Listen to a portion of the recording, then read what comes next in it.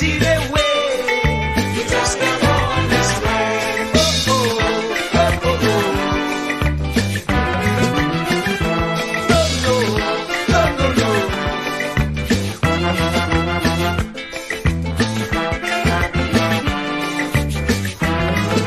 The poor have to slave night and day. For next to nothing pay, so they can't see the way. We don't enjoy equal facility.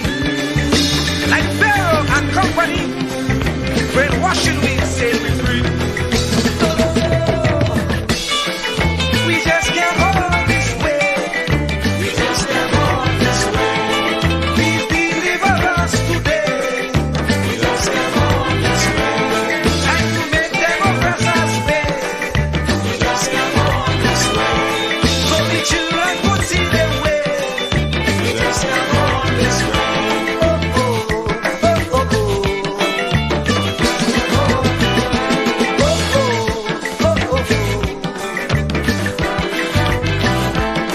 Oh, we just can't go this way. Please deliver us today.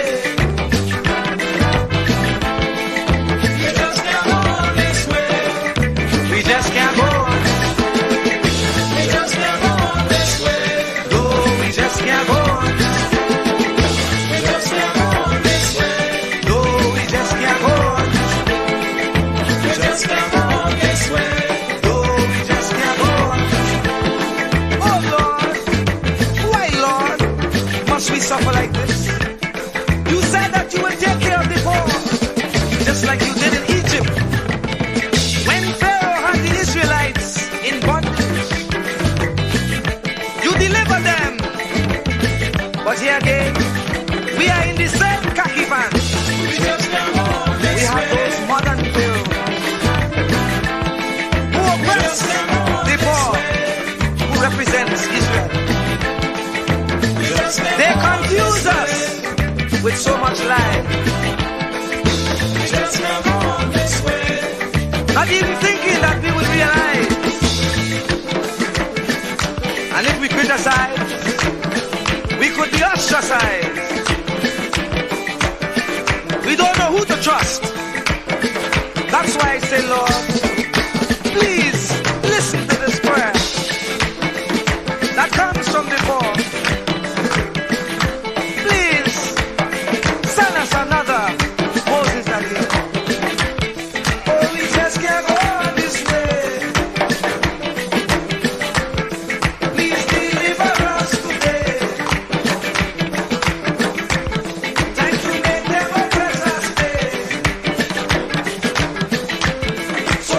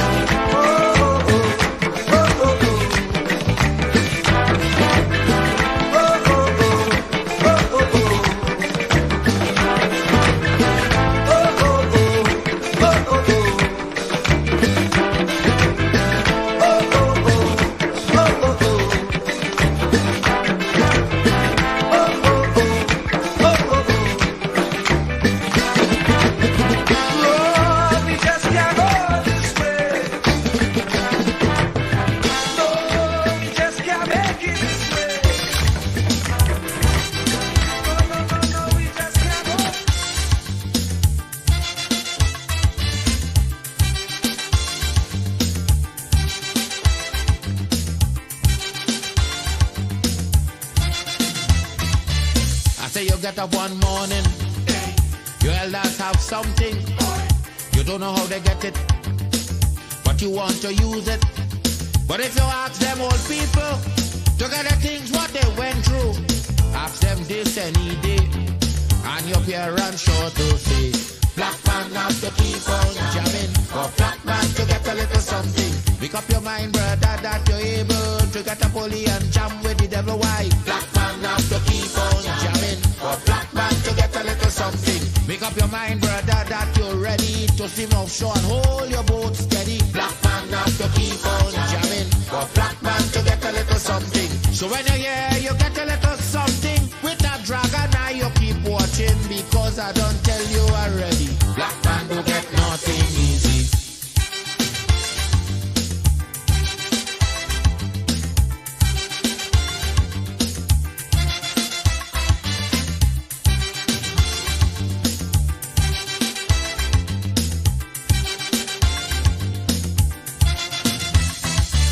I say you get up one morning, and oil money running. How it come you don't know, so that it can how the thing go. But if they read about Uriah, they wanna find out the pressure. How we get so much old hell to get a penny from TLL. Black man have to keep on jamming, for black man to get a little something. You got to take up your own cash money, pay people for your own refinery. Black man have to keep on jamming, for black man to get a little something. Make up your mind to be a magician, to make money out of scrap iron. Black man have to keep on jamming, for black man to get a little something. So when you're here, you get a little something. With that eagle eye, you keep watching, because I don't tell you already. Black man don't get nothing easy.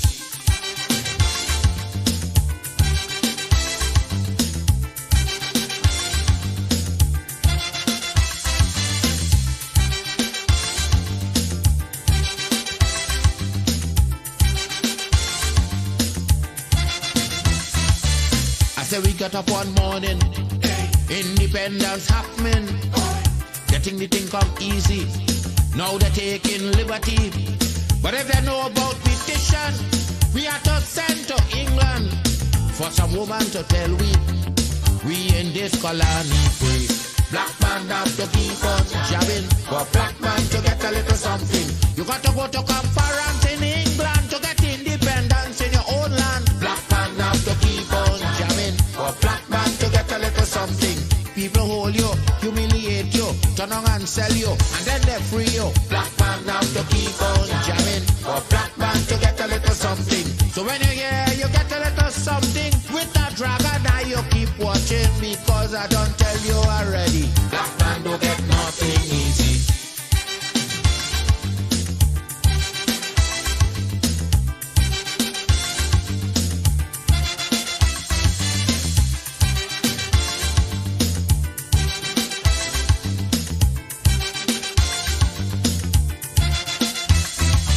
So when a black man gets something, he got to start thinking. You get it there easy. You got to practice economy. From getting licked from the slave master to become the land owner, brother, is a terrible journey, packed with plenty brutality. Black man have to keep on jamming, for black man to get a little something.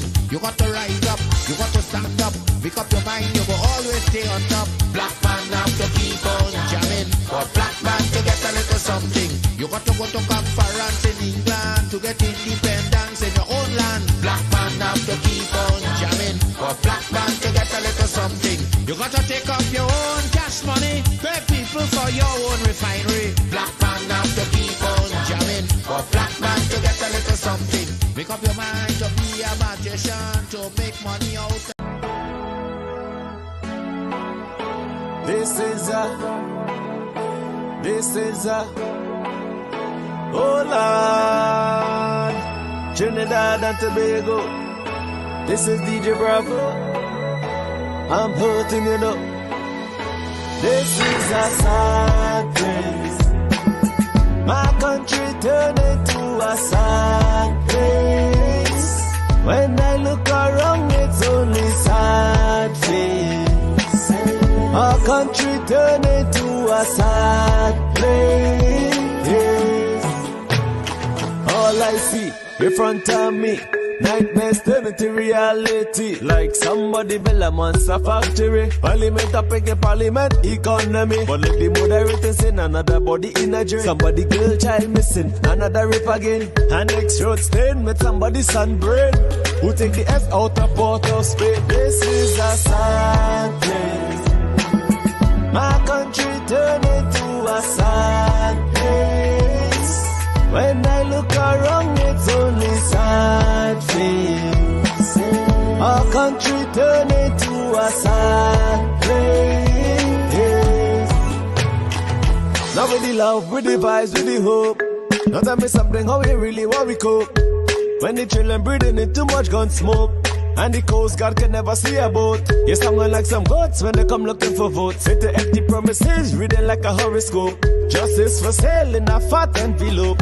Politically, all the answers is a joke. This is a sad place. My country turned into a sad place. When I look around, it's only sad face. Our country turned into a sad place. All I see in front of me, nightmares turn into reality. Like somebody build a monster factory. Parliament up against parliament economy. But let the moderators in another body in a dream. Somebody girl child missing, another rape again. And next road stain with somebody's sunburn.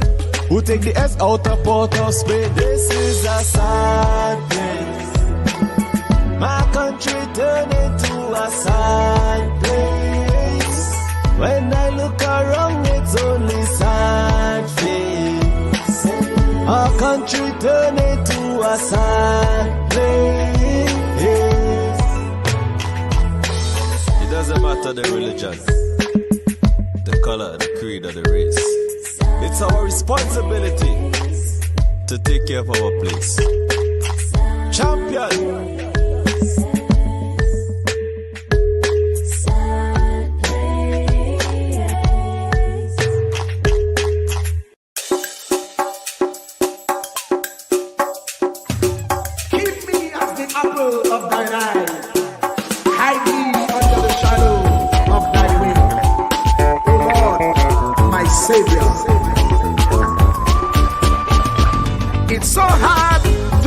Personal struggle.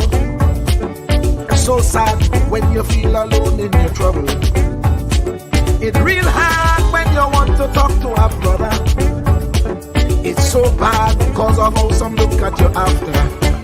So Jesus, come and be while you fix it. Come and be while you fix it. Come and be while you fix it. Jesus, come and be. Come and be while you fix it. Come and be while you fix it. Come and be while you fix it. Jesus, come and me. Cover my head. Satan want me dead.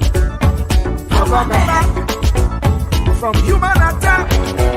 So Jesus, come and be while you fix it. Come and be while you fix it. Jesus, come and be while you fix it. Jesus, come and me. People see you smile, but don't hold the hurt that you're feeling. Even as God's child, at times your heart does be bleeding. Where can you go when you're really looking for healing?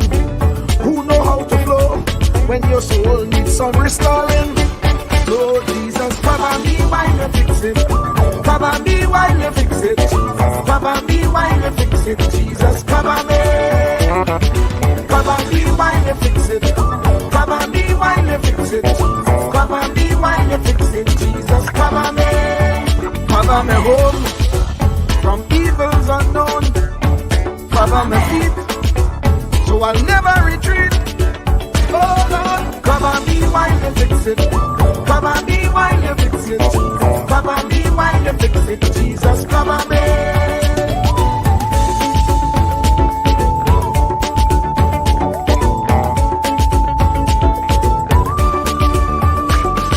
Cover my brother. Cover my sister. Them who under pressure. Cover the preacher, every church worker, the young believer. Cover the worship leader. Cover, cover, cover. Jesus alone is the one who have the real answer. The one on the throne is the true and loving Father. He will hold your hand and keep you from going under. He will make you stand and let you know he's a fixer. Cover me while you fix it. Cover me while you fix it. Jesus, cover me while you fix it. Jesus, cover me. Cover me while you fix it. Cover me while you fix it. Jesus, cover me while you fix it. Jesus, cover me. Cover me, man. You know the struggle sometimes. Cover me mouth, that the wrong thing wouldn't come out. Oh Lord, cover me while you fix it. Cover me while you fix it. Cover me while you fix it. Jesus, cover me. Cover the Christian in the midst of aggression with the power of your right hand. Jesus, cover, cover, cover them helpless children. Jesus, defend them. Send help from heaven. Jesus, cover, cover, cover all them radio stations that blessing the nation. Grant divine protection. Jesus, cover, cover, cover. Cover me. Cover me. Cover me. Truer words were never spoken. The less you associate with some people, the more your life will improve. Anytime you tolerate mediocrity in others, it increases your mediocrity. An important attribute in successful people is their impatience with negative thinking and negative acting people. As you grow, your associates will change. Some of your friends will not want you to go on. They will want you to stay where they are. Friends that don't help you climb will want you to crawl. Your friends will stretch your vision or choke your dream. Those that don't increase you will eventually decrease you. Consider this. Never receive counsel from unproductive people. Never discuss your problems with someone incapable of contributing to the solution, because those who never succeed themselves are always first to tell you how. Not everyone has a right to speak into your life. You are certain to get the worst of the bargain when you exchange ideas with the wrong person. Don't follow anyone who's not going anywhere. With some people you spend an evening.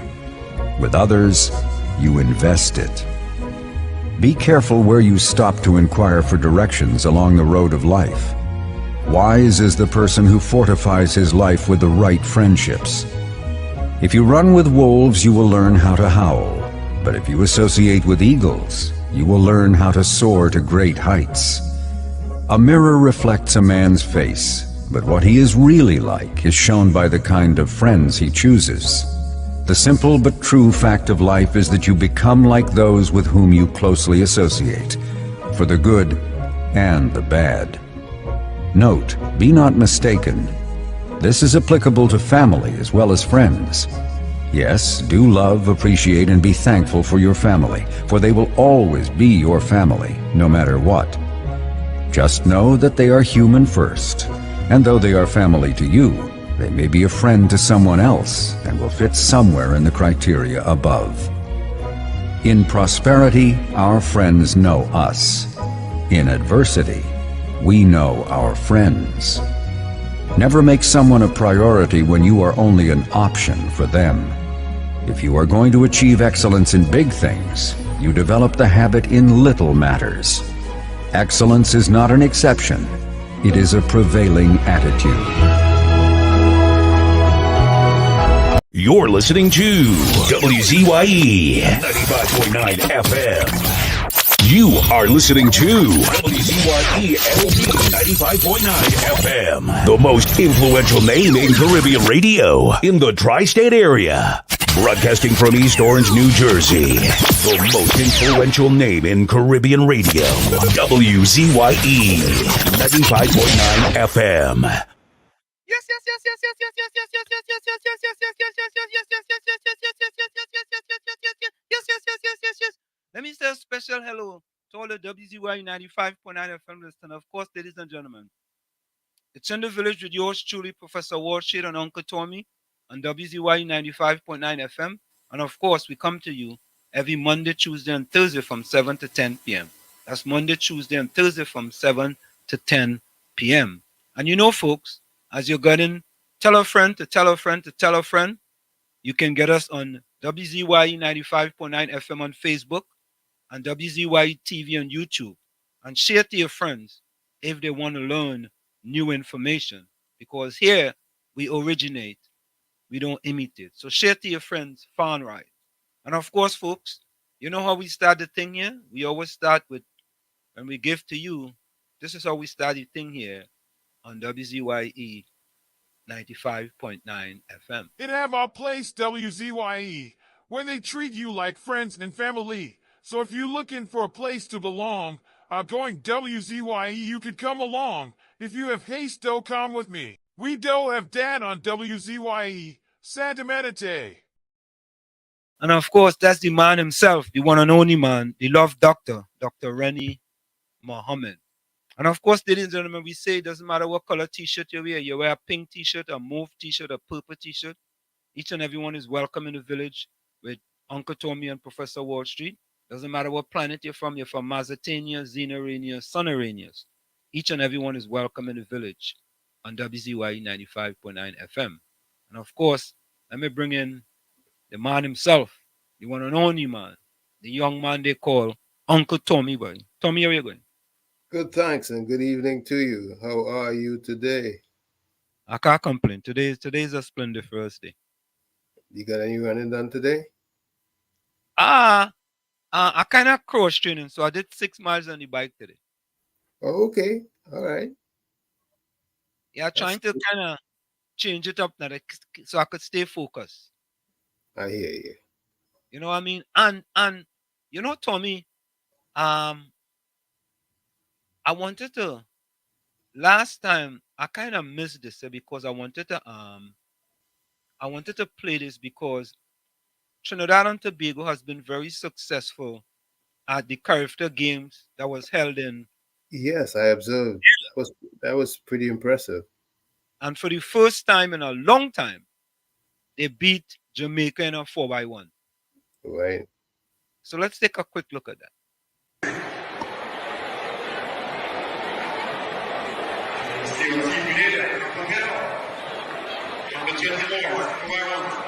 Dunkley leads off for the Jamaicans.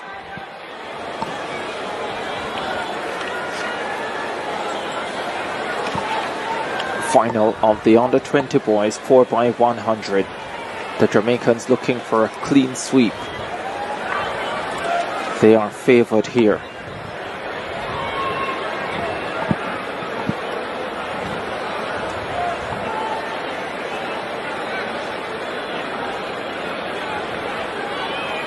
Set. Sent off. Bahamas out well. Brilliant start for Dunkley of Jamaica. The Jamaicans right upon the Bahamians. Trinidad and Tobago flying down the back straight away. But the Jamaicans going brilliantly. The Jamaicans a slow change there with Raheem Pinnock on the second leg. Trinidad and Tobago, Grenada in a medal position. Bahamas there as well. This is a fine race that's on. Romaldo Smythe has the baton for Jamaica. This is going to be a close one. Trinidad and Tobago on the outside. The Trinidadians try to defeat the Jamaicans. The upset created. The Jamaicans denied the sweep by Trinidad and Tobago. A terrific performance. Trinidad and Tobago don't often win relays at the character games, but when they do, they celebrate. As they should. As they should. That's brilliant.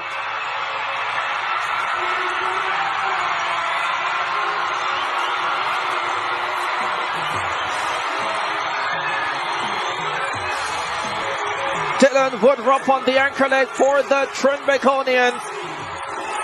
40.45. The Jamaican shocked. 40.55. Johan Ramalda Smythe on the anchor leg. They didn't have Gary Card on the team, the Jamaicans. Saving him for tomorrow. Probably thought they had enough, but they didn't. What a performance from Grenada. Told you they were.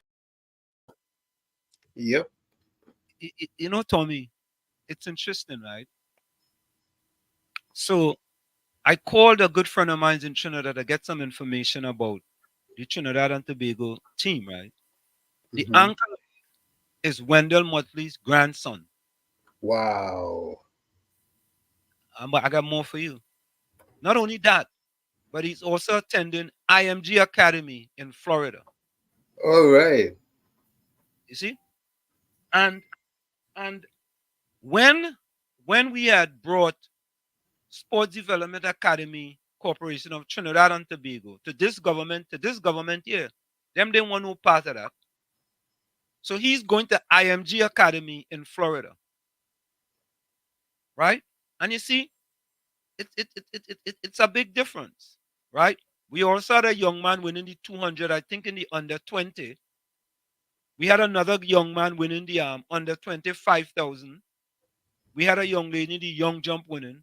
So it was a good performance by Trinidad and Tobago this year at the Character Games, because I think they ended up with like 4 gold medals and they finished like 5th on the medal table. So it just imagine if if the academy was in place, the performance would have been even greater.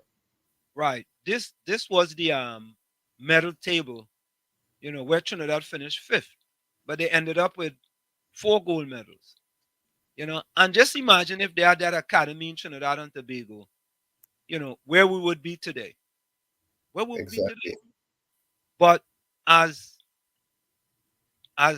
Gary Griffith had said, it seems to me that it's only when we go to these games and we win, then we hear something from the government. And so we hope things get better. Right? Okay. So first, I like the keyword, hope. Hope.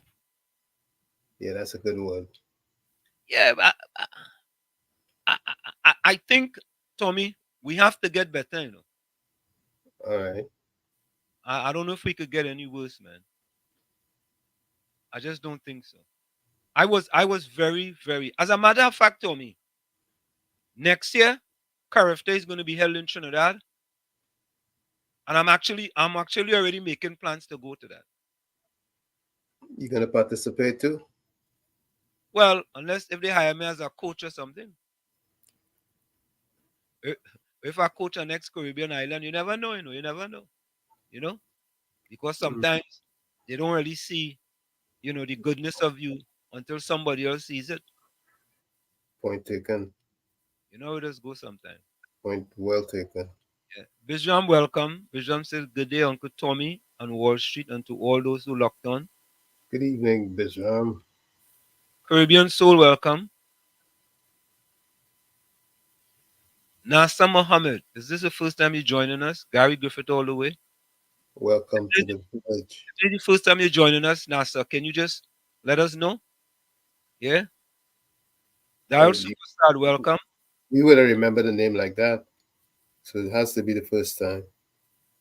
Yeah, I think we remember. Yeah. Ali Trini, boy. Ali Trini. Ali Trini is your nickname, right? Right, Tommy? Ali Trini. Yep, Trini is Ali. I wonder if she has something to do with Ali Doubles in Brooklyn, boy. I ain't bad enough. Them does do real good enough. Oh yeah. Carice, welcome. You can see Carice in a little bit. Welcome, Carice. Yeah. Denise G. Good night, Tommy on Wall Street. Orange in the house. Good night. Good night. Good night, my piano must go. Anderson, welcome, Anderson. Denise G, welcome.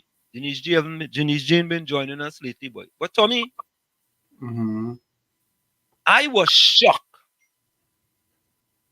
What shocked you? I don't know if you saw this video, but I was totally shocked and amazed by this. I think you will be shocked too. I think you will be shocked. I honestly believe that. I want you to listen to this. Folks, many of you all will be shocked. Many of you all, I'm telling you. Because I don't know if this is I want to think that this is not an old video, that this is a recent video, right? Because this person been in hiding for quite some time. And I guess she came out of hiding, and you don't know she's a she. But Tommy, I was amazed by it. Take a listen to On the tape. Now, in the press conference, a number of journalists raised questions about Fitzgerald Hines and Hines's suitability for the position. And the Prime Minister attempted to brush that aside and push it aside. I don't think you can continue to do that, Dr. Rowley. I think you have to come to terms with the fact that Minister Hines may need to be replaced. Tommy, let me play that again. You know who this is, right, Tommy? I'm trying to put a make on her, but this is as P&M as they come. This is Rhoda Barrett. Okay. Rhoda Barrett. Now, in the press conference, a number of journalists raised questions about Fitzgerald Hines and Hines's suitability for the position. And the Prime Minister attempted to brush that aside and push it aside. I don't think you can continue to do that, Dr. Rowley. I think you have to come to terms with the fact that Minister Hines may need to be replaced. Okay. What a recommendation. Yeah, but Tommy, we came to that conclusion eons ago. Huh? Eons ago. Yeah, what takes the P&M people so long to realize that Hines is an abysmal failure? He's a failure of the highest order. And not just from the Ministry of National Security perspective, but as the representative for Lavantil West, which is my area. You understand? So we have to give him credit because he's very consistent in his behavior. Very, very consistent. Full up a big speech. Oh, he should be Minister of Communication. Absolutely. He could real talk. Did you listen to the press conference today? Of course. Very big speech. KFC, welcome.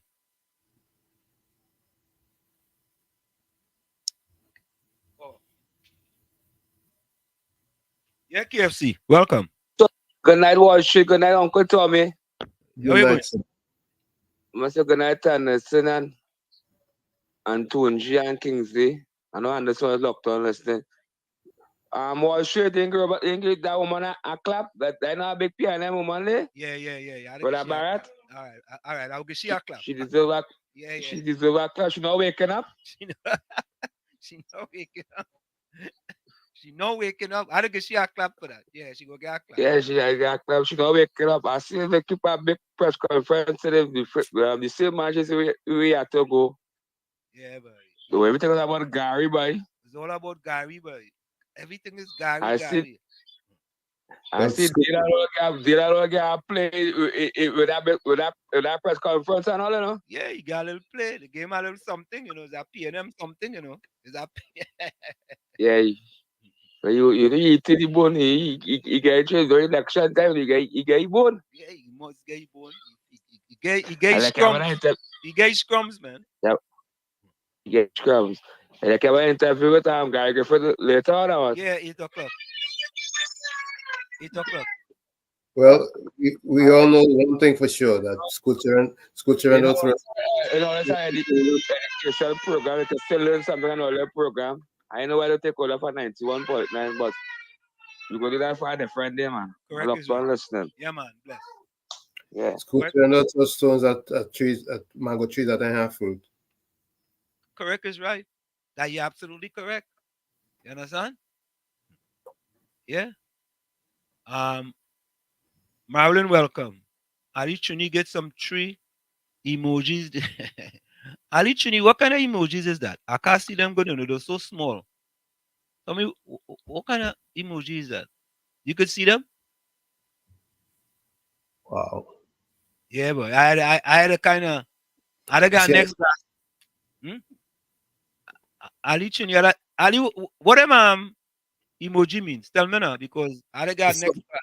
it's some kind of face, either happy face or sad face, but I can't see all the details. Yeah, no, I ain't seen all the details. I guess I had to get higher level glasses. Oh, go ahead. It could be a happy face. Yeah, it could be a happy face. Let me play this again, and then let me give you a round of applause. Now, in the press conference, a number of journalists raised questions about Fitzgerald Hines and Hines's suitability for the position. And the Prime Minister attempted to brush that aside and push it aside. I don't think you can continue to do that, Dr. Rowley. I think you have to come to terms with the fact that Minister Hines may need to be replaced. Oh God, tell me boy, Hines had to go, but yeah, when I PNM like Rhoda Barrett could call for Hines to go.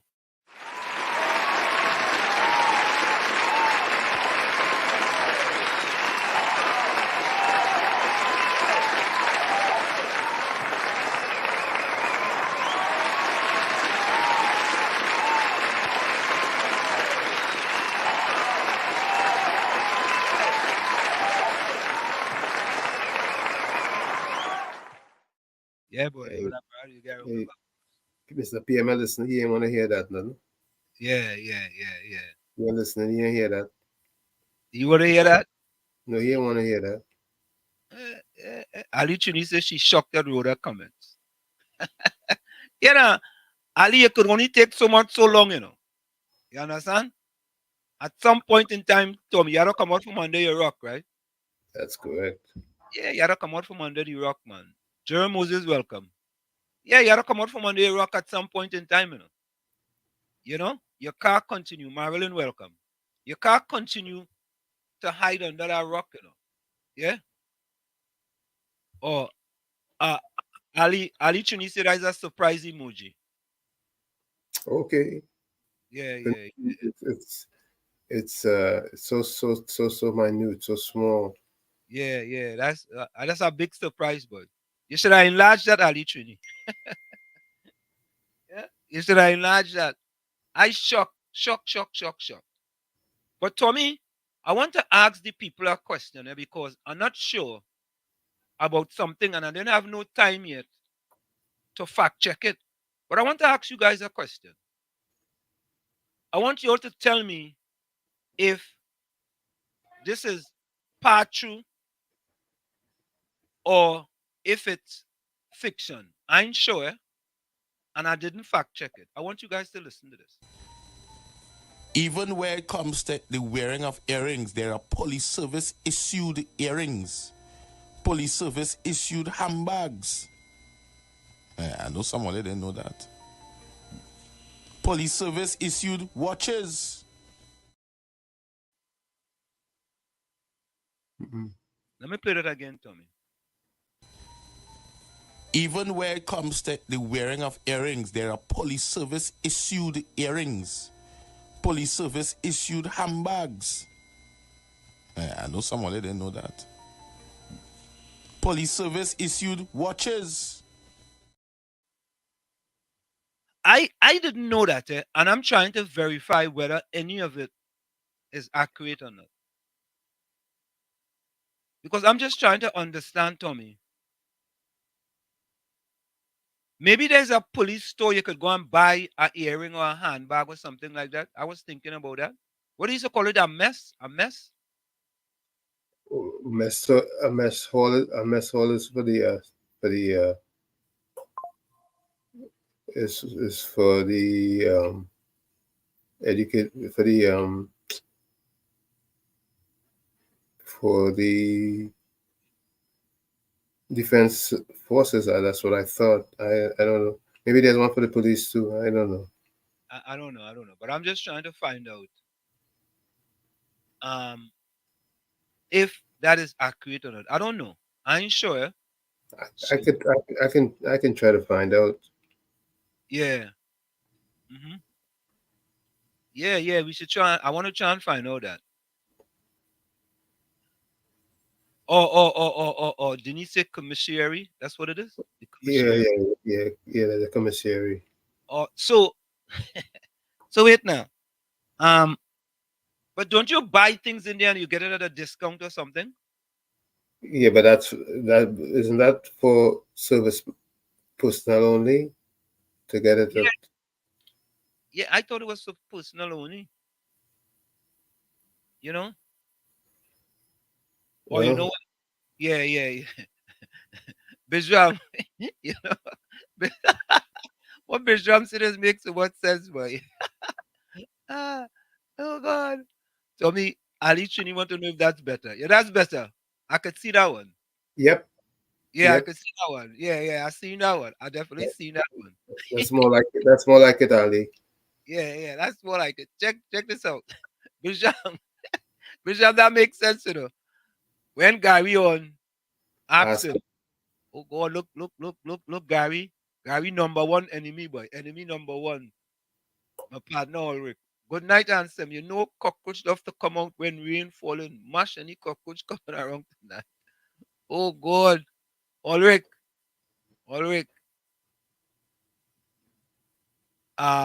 First time hearing about it. Darrell says the first time hearing about it. Yeah. Yeah, literally. Thank you. You improve our eyesight there. Very good.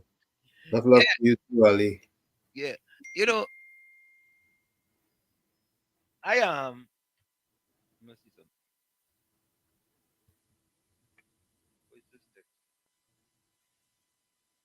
Okay.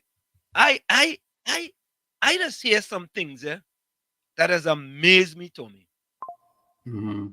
It really amazed me, and you wonder if are we living in 1910 or are we living in 2024? You know, I just asked myself this question. Is it 2024 or is it 1924? Go back 100 years. Because the things that you are hearing, and by the way, Dr. Raghunath fact-checked himself.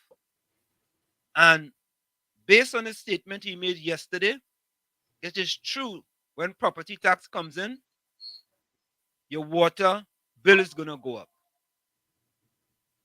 And he sent me the information. And we're going to put that out too as well. You know, I mean, Bijam say, Rhoda contract baby finished. That's why she says so.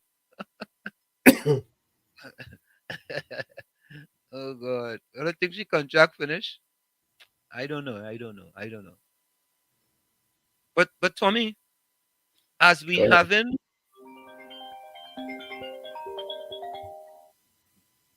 Anderson, welcome. Good night, Mr. Walshit. Good night to you. Good night, Uncle Tommy. Good night, Anderson. How you are? Well, I have two police brothers. One which is retired, and while you are speaking, well, I have one in front of my place right now, Wall Street. It have nothing as no police issue, handbag, earring. What the next one? Watches. watches. But them just get a sorry way. Huh? Anderson, double check to be sure now, man, because the man that song so convincing, you know. The man that song like he know what he talking But about. now ask two police officers and now ask. Well, I now ask two police officers that came up before Grandpa Havai. yeah. But these fellas just get here them thing, boy. A police man want handbag, shall go and look for something appropriate, office looking, and ship by something appropriate, properly, something we can hold a court documents and whatnot. I don't know, but I may know that one come from. Anderson, on the other hand, go ahead. On the other hand, I get more information on the food card and them. The food card was expired on March the 10th, which was Sunday. Heinz bought them Wednesday the 27th. Miss Nell went to the grocery because I spoke to the driver earlier on this afternoon. This evening, Miss Nell went to the grocery on the 28th. So the calendar were expired and they were for Christmas. And they were expired the 10th of March. He bought them on the 27th. 12 food cards. So Anderson, he didn't know the So food when they cards say were Heinz expired. must go, I mean, there were a prime minister in St. Vincent get head boss. I see no charges were pressed against the lady. Also too, there are nothing people doesn't tell any MP. I never see an MP took anyone to court for obscene language. But as I always say, when you're ready to go to court, Heinz, you better pray that all in power still, right? And you have them fellas will be them men will be walking with them tight pants, them bodyguard on them yard, them security walking with you. Because I want me and you to be going to be court self by myself. Yeah. I want us so I find yeah, I keep on will continue to say it. I find this order to go to court with 19 High Court, it's staying long, it's staying too long. I think they're afraid for me to get money, and right now I need money. It's staying too long. I don't know how I could get 7 days or what. Question what he was acting attorney general. Yeah. And the magistrate saw it fit. Probably she thought she would end up being a judge now. I heard her father was a police with Heinz. So she father was a police in Heinz time. So she saw it fit. Yeah, I'm getting 7 days. When Heinz did, my name is nowhere in a station diary. Heinz never made a report. That Anderson Wilson him anything like that. I waited for him to face a judge. So Heinz, get yourself ready.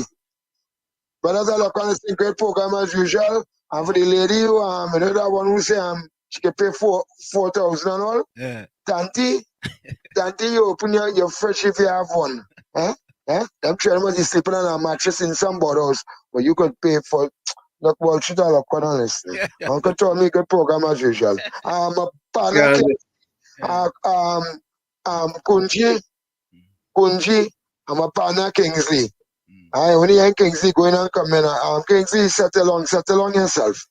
Settle on. Don't let Scotland and them tie up. Yeah, don't let them PLM people and them tie up. Good program as usual, Mr. Wall Street, and I could say, the sir wasn't so thing for them with Sunday, you know. I know they did something and they beat them for them, but that was it. That had nothing to do with PNM. So great program as usual. And Iowa George, like good sense for you, I know you're listening. All right, Anderson, take care of Akira. Yeah, Anderson, take care of Akira. Whatever you do. I don't know why. I don't know what. Ulrich, if you want to ask question when the man come in, you can ask your question or no. Please ask about police killing in Sealer, the 5 in Chumaka, 2 men that fell off the chair and dead. Please don't forget to ask the Mogda. Ulrich, you know we just ask questions. You put your questions in the chat. And listen, Fitzgerald talk about that today, you know, about the 2 men fall off the chair. I think, to be honest with you, Tommy, let me ask you a question. How all in a sudden, Gary Griffith, decides to go up for St. Joseph. He makes an announcement. There's an article in the newspapers about the issue with the firearms dealer from Trinidad, who was abducted and brought back to Trinidad. He's suing Barbados. And all in a sudden, that was on March 31st, all in a sudden, right, there's a press conference by Fitzgerald Hines and Amy Brown to talk about Gary Griffith. Is that coincidental? Is that a coincidence? Or am I missing something? Listen, they are concerned. When you really think about it, they're concerned. So they're trying to do damage control now, but it's too little, too late. Yeah, but how much time you go bring up 2 men fell off a chair? Wasn't that, how long ago was that? 3 years ago? Yeah, 2021. Ulrich say I'm missing something. Ulrich, what I'm missing? Tell me what I'm missing. Ulrich, tell me what I'm missing. What I'm missing? Rishi, welcome. Why Trini people say you know Trini in a mess, right, people? Do understand it takes hard actions to get results, or no one will take anything seriously. Okay. Ulrich, can you explain to me what I'm missing? Ulrich, line up the dots now, man. Come on, Ulrich. Take off your P&M hat, Ulrich. And no, Ulrich is not P&M. I take that back. I take that back. I'm sorry. Ulrich, I apologize. Ulrich is not P&M. But wait, if Ulrich from Chumaka, he has to be a P&M. Ulrich is a P&M. He from Chumaka. He might be no a P&M no longer. If Ulrich from Chumaka, he's a P&M. Right, Tony? Most people from Chumaka is P&M. You would know better than I would. I go no better. I haven't been living in Chumaka for years though. Yeah, but you know what flows through the Chumacanian veins. Yeah, boy, it's P&M up there forever, boy. P&M forever, boy. But Tommy, before we go for the breaker, you had sent me this, and I promised to play it about trees. That's what you sent me, right? Yeah. It's something to think. It's really something for one to think about. I want to play that now because we have to give you guys a little bit of brain food. So I want you guys to listen to this. Take a listen. Did you know that a tree has to grow in 2 directions at the same time? Did you know that? A tree has to grow in 2 directions. It's always growing in 2 directions at the same time. It's growing down and it's growing up. And what's interesting, if you could see the part of the tree that's under the ground, it looks very similar to the part of the tree that's above the ground. The root system is very similar to the fruit system. Crazy. I never thought about that. See what's happening? Look at right, exactly. Look what's happening to your face right now. I've seen millions of trees. Right. And so something as common as a tree, but watch this. Here's what's interesting about a tree. The nature of a tree is that it is both gravitropic and phototropic. Now, you've never probably heard, have you ever heard of the word gravitropic before? Phototropic? Never. Okay. So gravitropic means it grows away from light and towards gravity. That's the root system. It's gravitropic in nature. So the seed goes in the ground and then the tree starts growing down before it starts growing up. Now, here's what's interesting. When the seed is under the ground, it's dark under the ground, it's damp, and it has resistance. The root system has resistance. It has to push through the dirt to go down further, right? Well, once it breaks through the earth growing up, there's no more resistance. And the part of the tree that's above the earth grows towards light and away from gravity. So the tree is growing in 2 directions at the same time. Now, okay, how does that help me in my life, though? That sounds really cool, right? Well, that is one of the most beautiful pictures of the way life works that you've ever seen, that I've ever seen. How? It's the work that you do in the dark when it's difficult and damp that makes the work that you do that everybody sees in the light work. Nobody saw you Everybody sees you now in this beautiful studio, on this podcast, on Instagram Live, on YouTube, on whatever. Everybody can see that. Oh my goodness, David Shands, David Shands. But they didn't see the gravitropic nature of your journey while you were on your way here, working deep into the wee hours of the morning to become the person. That's the root system. Now, everybody proclaims and professes to desire the fruit system. Everybody wants to grow up towards, oh, just reach for the stars, and I want everybody to see how tall I can be and how sweet my fruit is and blah, blah, blah. Well, that sounds great. But if you're unwilling to go down, you cannot go up.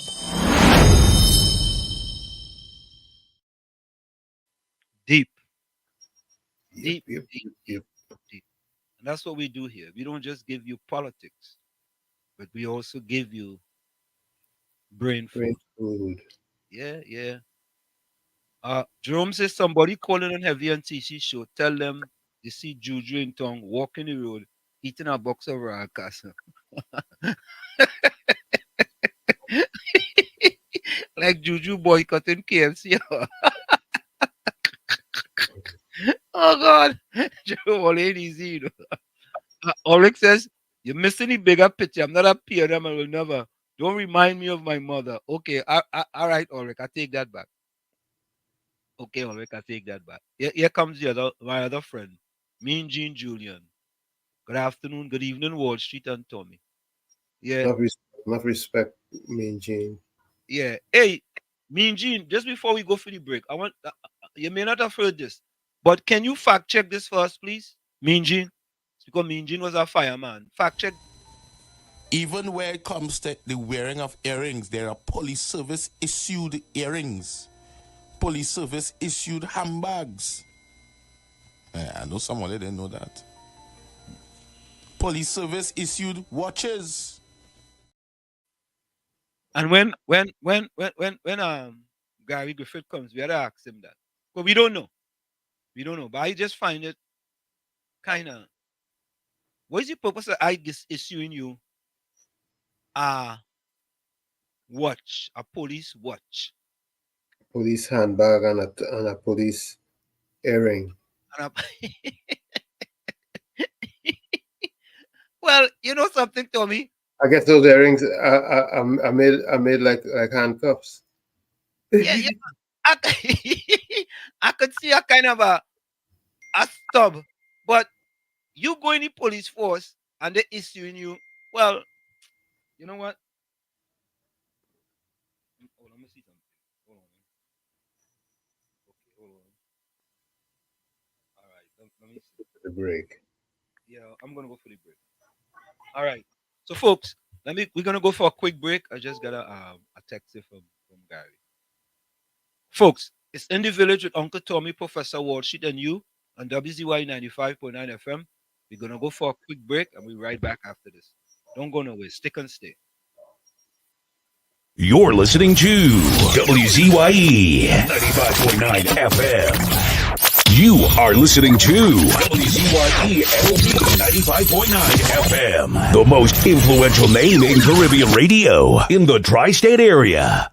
Broadcasting from East Orange, New Jersey, the most influential name in Caribbean radio. WZYE 95.9 FM.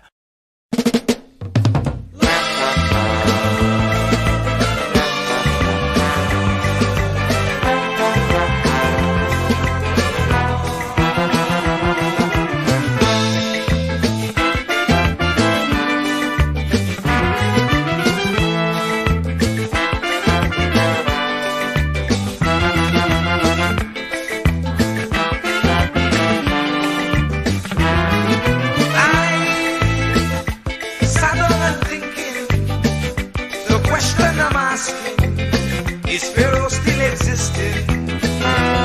As he before, resembling an Israelite, not being treated right, enslaved day and night.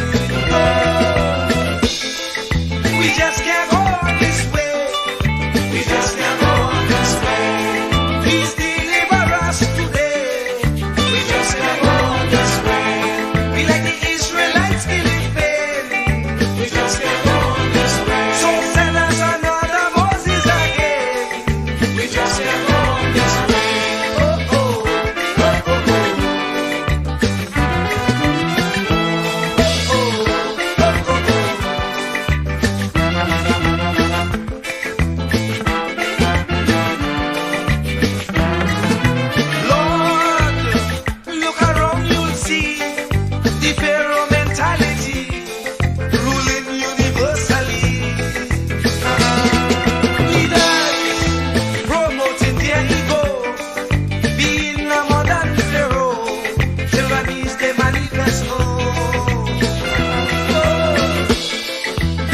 just can't go on this way. We just can't go on this way. Please deliver us today. We just can't go on this way. Time to make them oppress us pay. We just can't go on this way. So we children could see the way. We just can't go on this way.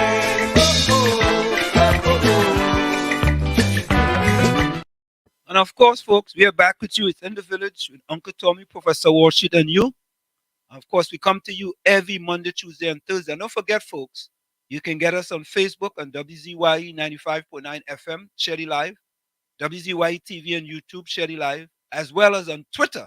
Yes, Twitter, that's X. Sherry Live, to people who want to listen to what we have to say. Because, folks, we originate, we don't imitate. Yeah? So we should be having Mr. Griffith here soon. Momentarily.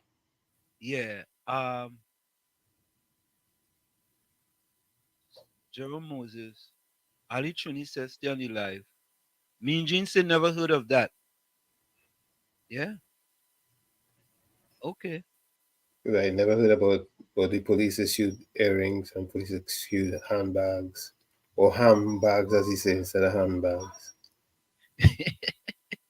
Okay. Richie says I saw US police make a woman, a Trini woman, empty 5 barrels in the highway road and search it. She never say a word or tell them the wicked. She stand and pack it all back and say thanks as they leave. Okay. Sean Field from Westport, Connecticut. Welcome. First time. Welcome soon. Yeah, KFC.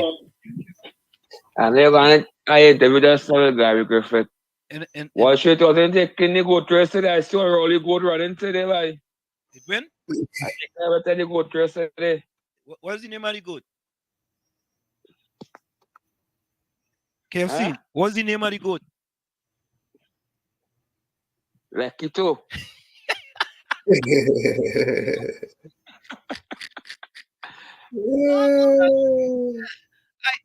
I was watching it. Shit. Yeah, go ahead. Well, shit, I did it for Rhoda Baradero. But I said, look at that drag shit. Go drag shit now, boys. Drag. I don't know. What? They're going to ride a car shit. Oh, God. If Juju come back tomorrow, I'll tell you for she, though. Yes. She problem. What? Oh, God. That Juju girl. She just talk about shit. Yeah. Wow. But you know the campaign started, right? You know the campaign started with Gary. Every platform they go know about Gary. They're trying to say Gary, because it's attack killing and it's attack guns and the nation shit. They're trying to say Gary give out all them guns and them, you know. Yeah, I don't know, I don't know. But I mean Gary can handle his own stories. You know what I mean? Yeah, Gary can handle this, but the PNM doesn't campaign and policy. PNM, as Rowley say, the people are sharing Tobago are shopping on, not Tobago and Trinidad dance. Hey, Tobago dance wake up. KFC, let me take this call. Let me take this call for a minute, Tommy. All right? Go ahead. Yes. Well, we await Mr. Griffith, who will be joining us shortly. Meanwhile, I guess you can formulate your questions and things that you're concerned about that you want him to address. And when he comes in, you can ask it, you can text it. And remember the numbers is 973-868-1444 and 973-609-6509. You can text your questions in for Mr. Griffith, and we would try our best to see how we can have him answer them.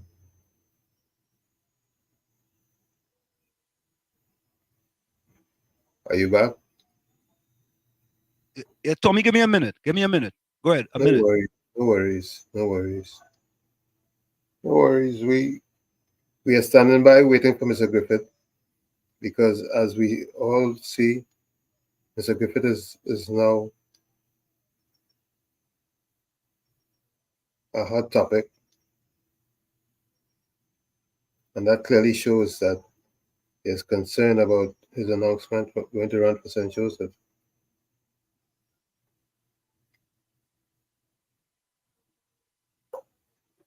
Got some people very nervous, I'm sure. And those are the people who wear red. Nothing wrong with that. There's absolutely nothing wrong with them being concerned about losing St. Joseph.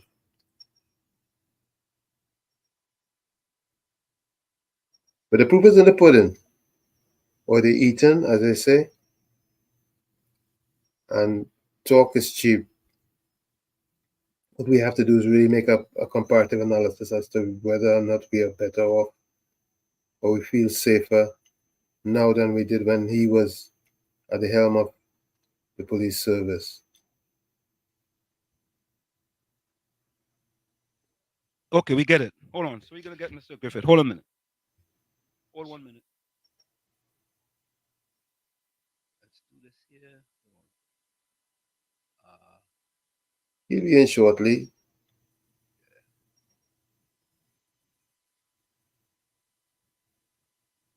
To shed some light on some of what is being said by our National Security Minister.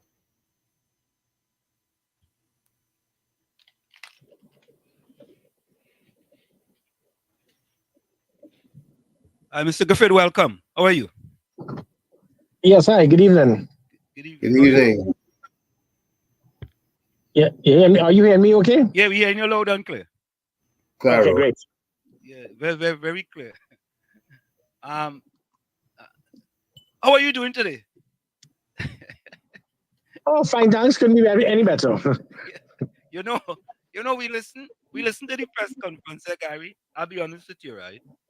And some issues that were raised 3 years ago, about 3 years ago, and we are thinking, right? We want you to help us here. We are thinking that, does it have something to do with the article in the Newsday on March the 31st regarding Brent Thomas suing Barbados and you then running for St. Joseph? Is it a coincidence? What says you?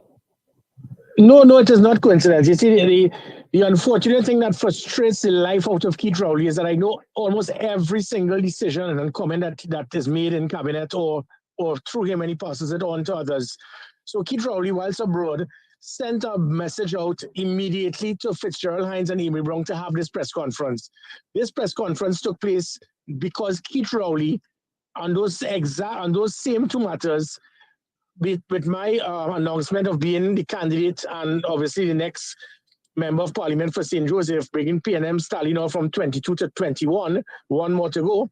And then also with the Brent Thomas matter, with me emphasizing and explaining to the country that in that Brent Thomas matter, it is impossible for any police officer to leave the territorial waters of Trinidad and Tobago to be involved in any operation. And the reason I could say that is that I was the Commissioner of Police and I was a Minister of National Security. So the government cannot lie to the country to state that no government official gave approval. The police cannot leave Trinidad and Tobago unless there's the authorization from a very senior government official in the National Security Council, on most occasions the Minister of National Security. That is what has them very scared now, especially as Brent Thomas is pursuing this matter in Barbados. Whereas maybe here in Trinidad and Tobago, the police will be a little reluctant because they know that when the mark busts on this in Trinidad parlance, what is going to happen is that it is going to be discovered that a government official could very well now be investigated, if not arrested, for aiding and abetting in an abduction. And that is what has bothered them. So it was so obvious to all listeners. Everyone in Trinidad and Tobago, they are shocked. They are disappointed. They are disgusted that a Minister of National Security and a Minister of Foreign Affairs will do a press conference, not to speak about matters that could assist in reducing crime or improving our relations diplomatically, economically, or in any form of with any of our international allies, but you do a media conference to badtalk Gary Griffith. You cannot be more pathetic. You cannot be more desperate than that. And what was sad is that almost everything they said was based on lies. And so you, as Minister of Foreign Affairs, bring up something 3 years ago that happened to now claim that the U.S. met with you on that. Well, it's the same U.S. government met with me as a commissioner of police and told me they are very concerned and also disgusted by the actions of this present PNM government in their close relations with certain countries that are not possible allies of the U.S., but are close to being virtual communist countries. So he wants to speak about private meetings. I would start to reveal private meetings. So Gary, what about Amy Brown's comment regarding SWORD funding that was shut down from the U.S.? What do you say about that one?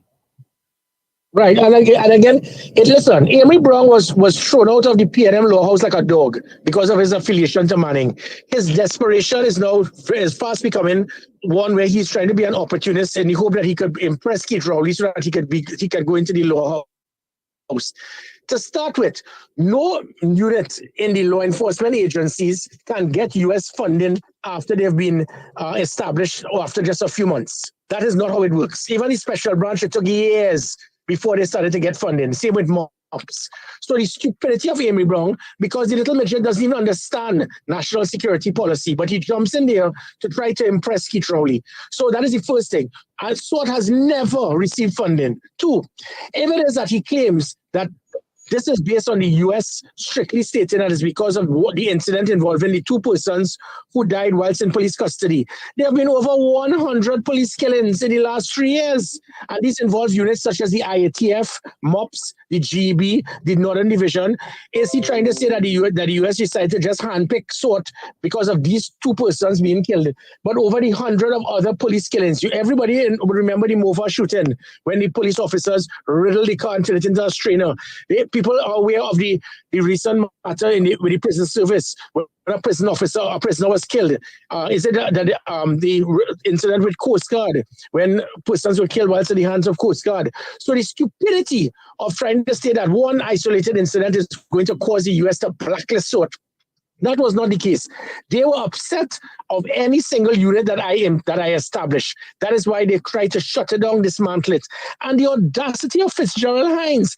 The man is the most incompetent politician in the history of Trinidad and Tobago. The most diehard PNM could vouch for that.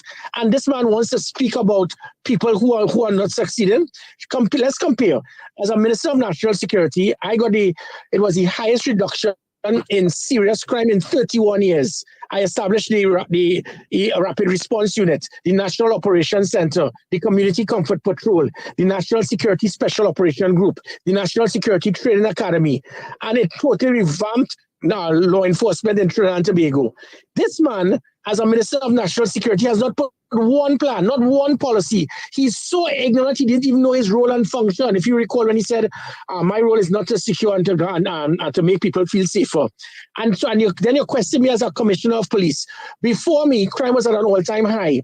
Whilst I was Commissioner of Police, it was 89% national support for myself, wanted me to remain or had no concern. 89%, 2 times more than his failed Prime Minister in national support. Public trust and confidence in the police moved from 14% when I took over to 59% when I left. A year later, it went back down to 8%. It was the highest reduction in violent crime in 17 years. My last full year, the homicide rate was 343 per annum.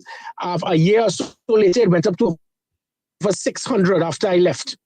The Police Service Commission, my annual assessments by the Police Service Commission everything was excellent or very good, 72 out of 75, constantly. I was commended constantly by the same PNM government. And the same Fitzgerald Hines said that we wish that the police service could work at 25% capacity to how Gary Griffith is working. So it shows that he lied on himself. And then ministers in the same PNM government said in a cabinet meeting in March 2021 that Rowley said he wished he could get 10 Gary Griffiths to fix this country. So it shows the stupidity of this man to try to be so desperate in an attempt to try to discredit me. And instead of trying to show what plans, what policies are you bringing to the table to reduce crime, all you can speak about is the part of Gary Griffith. So, Mr. Griffith, why it is that they are so interested in these two killings, right? These two killings of alleged criminals, and not the 100 or so police killings after you left office? Well, it's not that interesting. This is my point. It shows their stupidity because, as I said, there have been over 100 odd police killings with McDonald Jacob as commissioner, with Earl Christopher as commissioner. Are you going to say that they're to blame and they're responsible? And even if it is, and mind you, let me remind the country and everyone listening, in these two persons who were killed, up to now, not one person has been charged in the police service for being responsible for those persons being. You claim to have to be a lawyer, and you're so ignorant that you're automatically trying to cast blame on the police service on a matter that is still being investigated. So what this was a desperate attempt to try to smear me. And as I said, over 100 other police killings. And I'm not saying that it means that the units that were involved in it did anything wrong, but those matters need to be investigated and persons could be culpable. But there are 7,000 police officers. And just see if it is that an officer did abuse his authority, you're trying to blame Gary Griffith for that. I mean, it was so pathetic in how he tried in his desperate attempt to discredit me. The whole country is so disappointed to see that this is what the PNM has reached to. Now, what about the Prime Minister comments regarding saying that the judge was wrong with regards to the firearm policy? What about those comments? Well, okay, so let me clarify to all that's listening right now. This country is slowly becoming what I have referred to being democratic, dictatorial country. It's democratic dictatorship. In this situation with Keith Rowley, when it is he had an issue with the Integrity Commission, fire the person on top. Industrial Court, remove the person on top. Director of the SSA, remove the person on top. Commissioner of Police, remove the person on top. That is how he operates. That is his style. He cannot be questioned and nobody could say anything other than what he wants. In the situation with the judge, Keith Rowley cannot be that stupid. You cannot, to the point now that you are now criticizing judges, I mean, borderline now for contempt of court, because it shows his ignorance in even understanding the law. What happened in this situation is that there have been 25,000 people applying for firearms, and because of the laziness or inability of police commissioners before me to do their job, and because they criticized me for being too efficient. So because I did my job, this same individual, he got his provisional permit. It takes a signature by Earl Christopher to give him his FUL. You get that 3 months after the provisional. 3 years pass and it stays on your desk, and you tell a judge you're too busy, but you're fastened out a place to be able to speak to tell a judge you are busy. Busy doing what, Earl Christopher? I work 20 hours a day, 7 days a week, all over the country, transforming the Trinidad and Tobago police service that Hines could never dream of doing because he's incompetent. And that is the situation here with Rowley. So because the judge said that the commissioner of police had a right to either approve it or reject it, and she is correct, and the judge is correct. The judge never said that the person had a right to get the firearm, but it shows how ignorant Rowley is in understanding the law. And then he had the audacity to speak about the judge needs to understand that there's a government policy. Keith Rowley has to be the dumbest prime minister this country ever had. There is no such as government policy as it pertains to issue of firearms in Trinidad and Tobago. There is something called a law, which he fails to understand and recognize. And the law is clear. It gives the process for how persons can get firearms, which is why, if you notice, all the lies from Hines and others about this massive, well-oiled criminal industry, all is so massive. And 3 years later, out of 10,000 police officers, out of 6,000 people getting firearms, out of dozens of firearm dealers, not one person has been charged. And in the 6,000 that I issued, not one was lost, not one was stolen, not one was used for a crime, and not one person even questioned as it pertains to any form of corruption in the distribution of those firearms. It shows that this government are full of liars, they are deceitful, they mislead the country, but what they do is that they hate to have law-abiding citizens defend themselves, and they have not done a thing to assist in preventing criminal elements from having illegal firearms, which has contributed to almost 100% of murders by firearms in the last few years. Now, today, right, Gary, Hines stated, right, I'm quoting now, PM Rowley and Hines expressed surprise that now fired SRP Brown was in possession of 4 assault military type weapons, right? And here's my question. After you left, why weren't these weapons taken away if that was considered to be illegal? Well, you see, again, what they try to do is just like the bacchanal and the lies about firearms. All of this with SRP, Pastor Brown, and all of that. Who has been questioned? Who has been arrested? What charge is it? What is the crime that has been committed? This is what the PNM they are good at. Spit lies, cause bacchanal, and of course people will say all of this gives a reason and a justification for people to be removed. And when it again shows the ignorance and the stupidity of Rowley and Hines. When they both said that cabinet, that SRP, that SSA personnel were getting the use of firearms before it was approved by cabinet. How could you be so stupid? Cabinet are politicians. It comprises politicians. Politicians cannot give you approval to issue firearms. That has to be done through the Commissioner of Police, through the laws of Trinidad and Tobago, and that has been done for years. I could tell you because I was in the Defense Force. If somebody has an FUL, the person can get a firearm through a FUEC, or if the persons are SRPs assigned to the SSA. But it shows their desperation and the hope that they could find something to try to link to me. This whole thing, the government has spent the last few years, if you look at the local government election, all they did in every single day on the platform was to attack Gary Griffith, because that is their concern. Their concern is, look, and let me make it as simple as possible. They know that the UNC has probably 150, 170, 88,000 votes.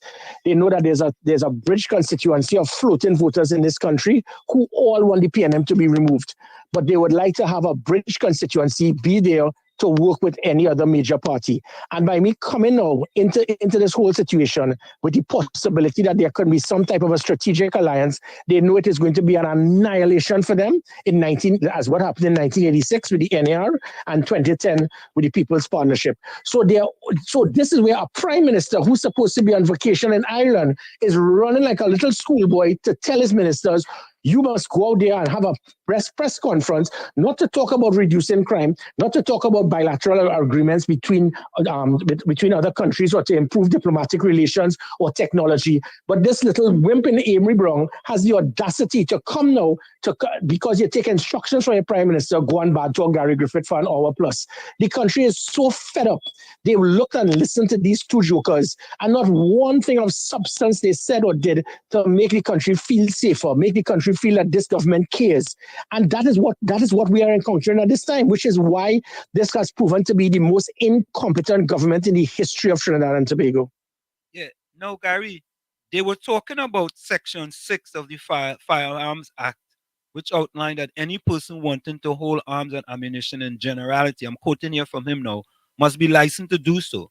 But Section 7 of the said Firearm Act say that there are certain categories of persons who are exempt from the need for a license in Section 61. And then they list the persons, but they also included a SRP. So I didn't understand that. Well, that is the point, because they're stupid. They listen, what Keith Rowley and Hines play is keep digging up, see if they could find something to play a game of, we catch him. So when they realize that SSA is not like the Defense Force, where every single member of the Defense Force has the authorization to carry a firearm, or every member of the police service has the authorization to be issued a firearm without having a FUL. They figured, we catch him. But they are so stupid, they didn't realize that if the person is an SRP, he has authorization to carry a firearm. It is just that he's been seconded to the SSA. So or if the person has a FUEC, a Firearm Users Employee Certificate on behalf of someone who has an FUL. As a Commissioner of Police, I could give a firearm to a principal in a kindergarten, and the principal could give it to their children. I'm not saying that I will do that, but I'm just trying to show the point. The commissioner has that authority because supermarkets that is done. So somebody who owns a large supermarket, he will have an FUL, and the persons who work for him can have weapons issued using a FUEC under his FUL. My God, how could a prime minister who's the chair of the National Security Council be so stupid not to understand the basic laws of Trinidad and Tobago? And that is where it goes back to the point when they kept saying that there's a government policy for issue of firearms. What is the government policy? Listen, I want Keith Rowley and Hines to show the government policy for firearms. And if they could show up government policy for firearms, I will resign and have nothing to say in politics in the rest of my life. Because they are lying. There's no such government policy. The only policy is the law. And I adhered to the law. You had commissioners before and after me who probably have never held a firearm in decades, who never went on a range. So they may be afraid of firearms and not understand how to use it and the importance of it for law-abiding citizens.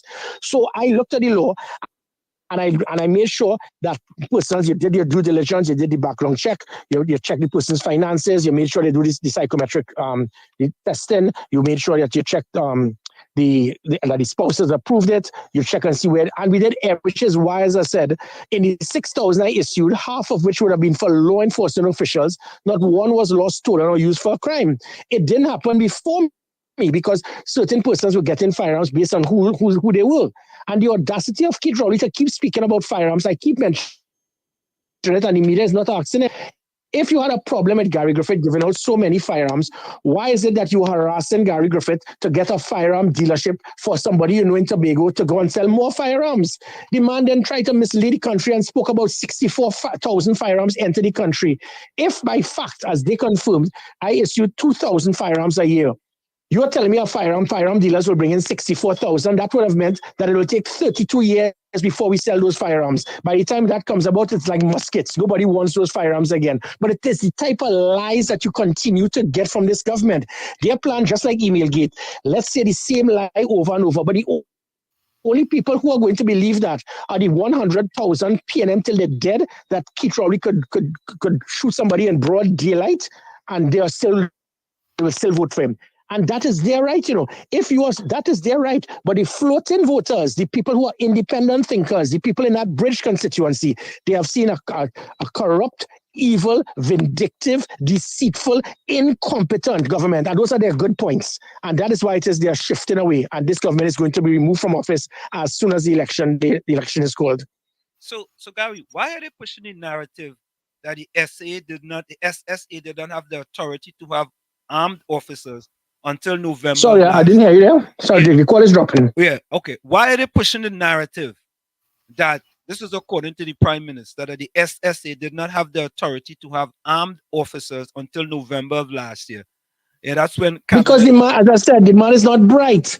SSA have been for years, over 15 years. SSA had. So you're telling me he's trying to tell me that the SSA, which is similar to you guys known as the CIA, that a CIA will not have firearms. Person won't have firearms in the CIA.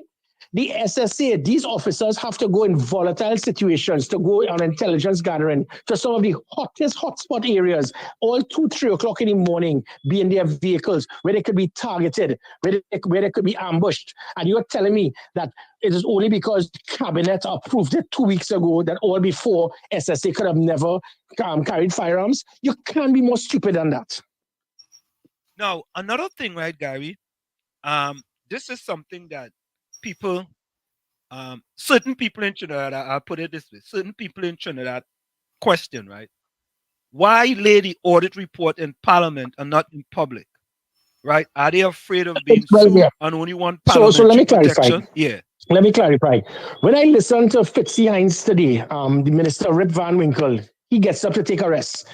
Rip Van Winkle Hines had the audacity, right, to be able to state that, well, no, the government worked hand in hand with the police on an investigation. Are you that mad or that stupid You are a politician. You are a government. You have no say in an investigation that is ongoing by the police.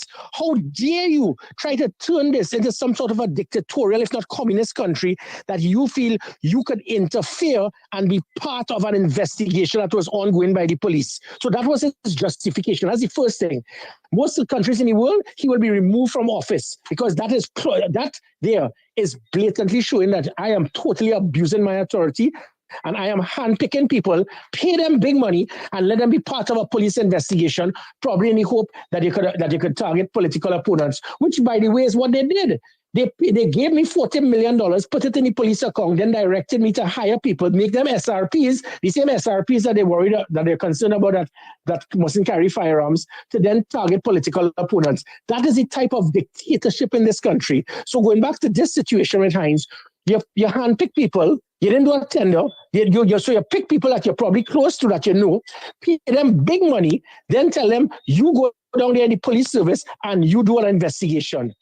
You cannot do that nowhere in the world. No democratic country in the world, a politician could do that. But these crazy people thought they could.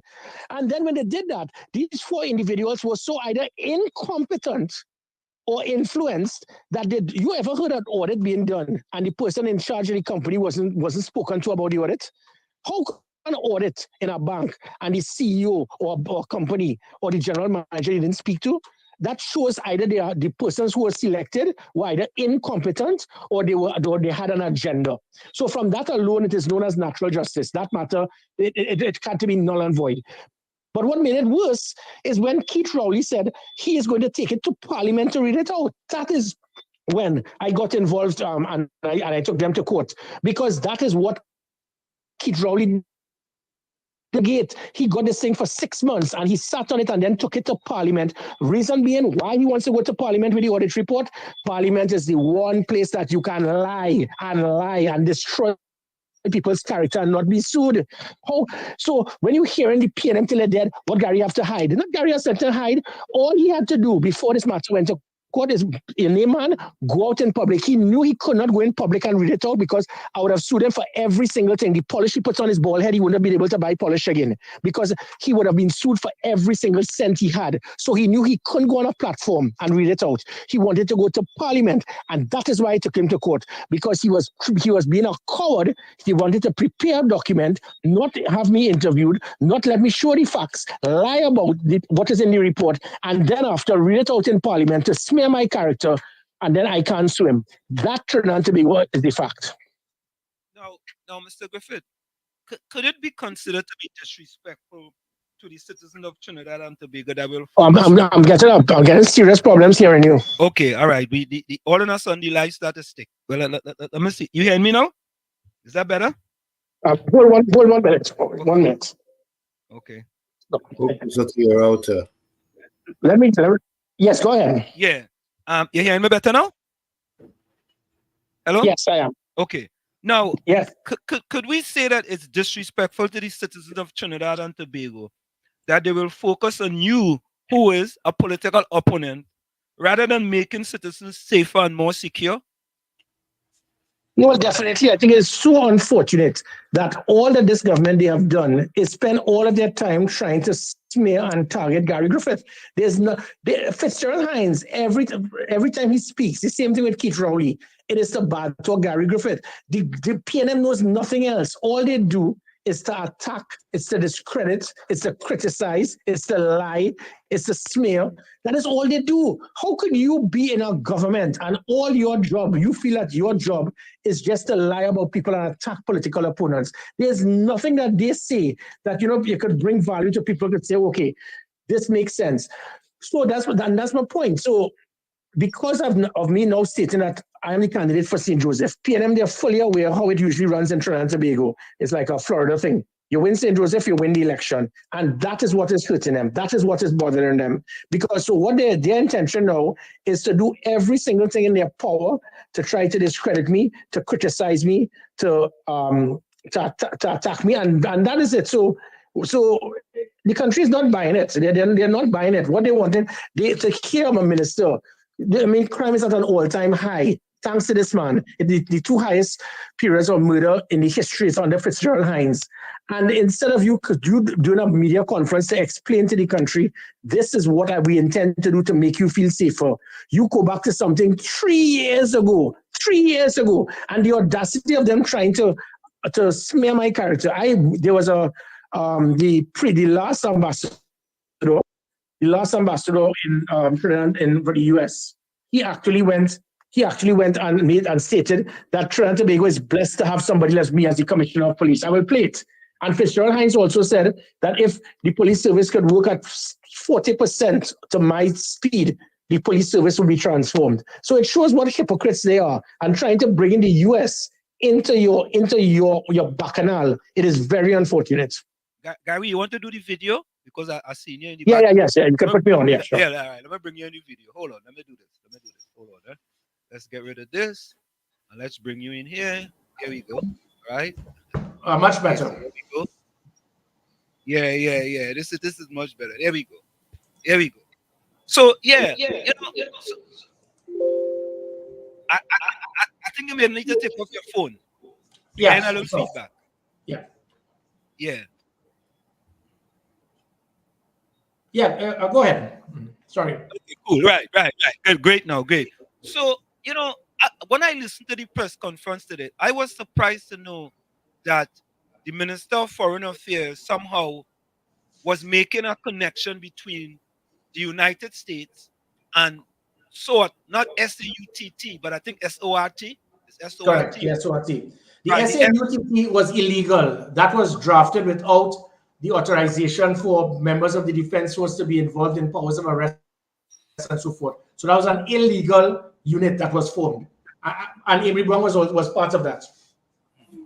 And so they were trying to make a connection now between disbanding SORT and the American not making contribution because of what was happening in SORT.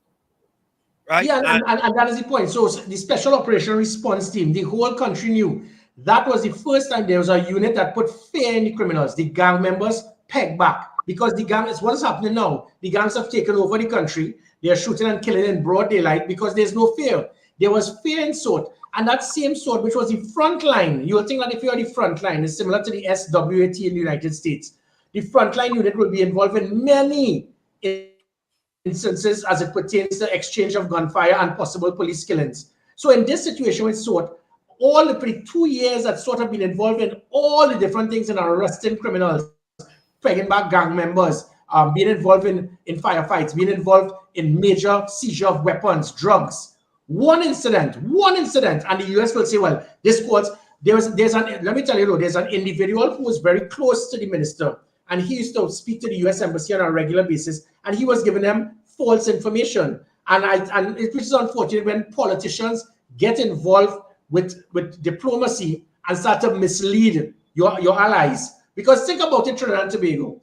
Why is it that SORT, that was the frontline unit? You're telling me that the United States, whenever there's a police killing, you will shut down all the different units. Every time there's a police killing, you'll shut down every unit in the United States. So that makes no sense. So one incident with 2 persons being killed at the hands of the police, and we don't know which police because they were in a police station at the time. We do not even know if it is that the police did anything wrong because nobody has been charged. And that is what Amory Brown will come up with 3 years later. But as I said, there have been over 100 different shootings with police officers, with police killings. How come all of these other units have never been shut down? How come these units have never been removed? How come the US has never stopped funding with these units?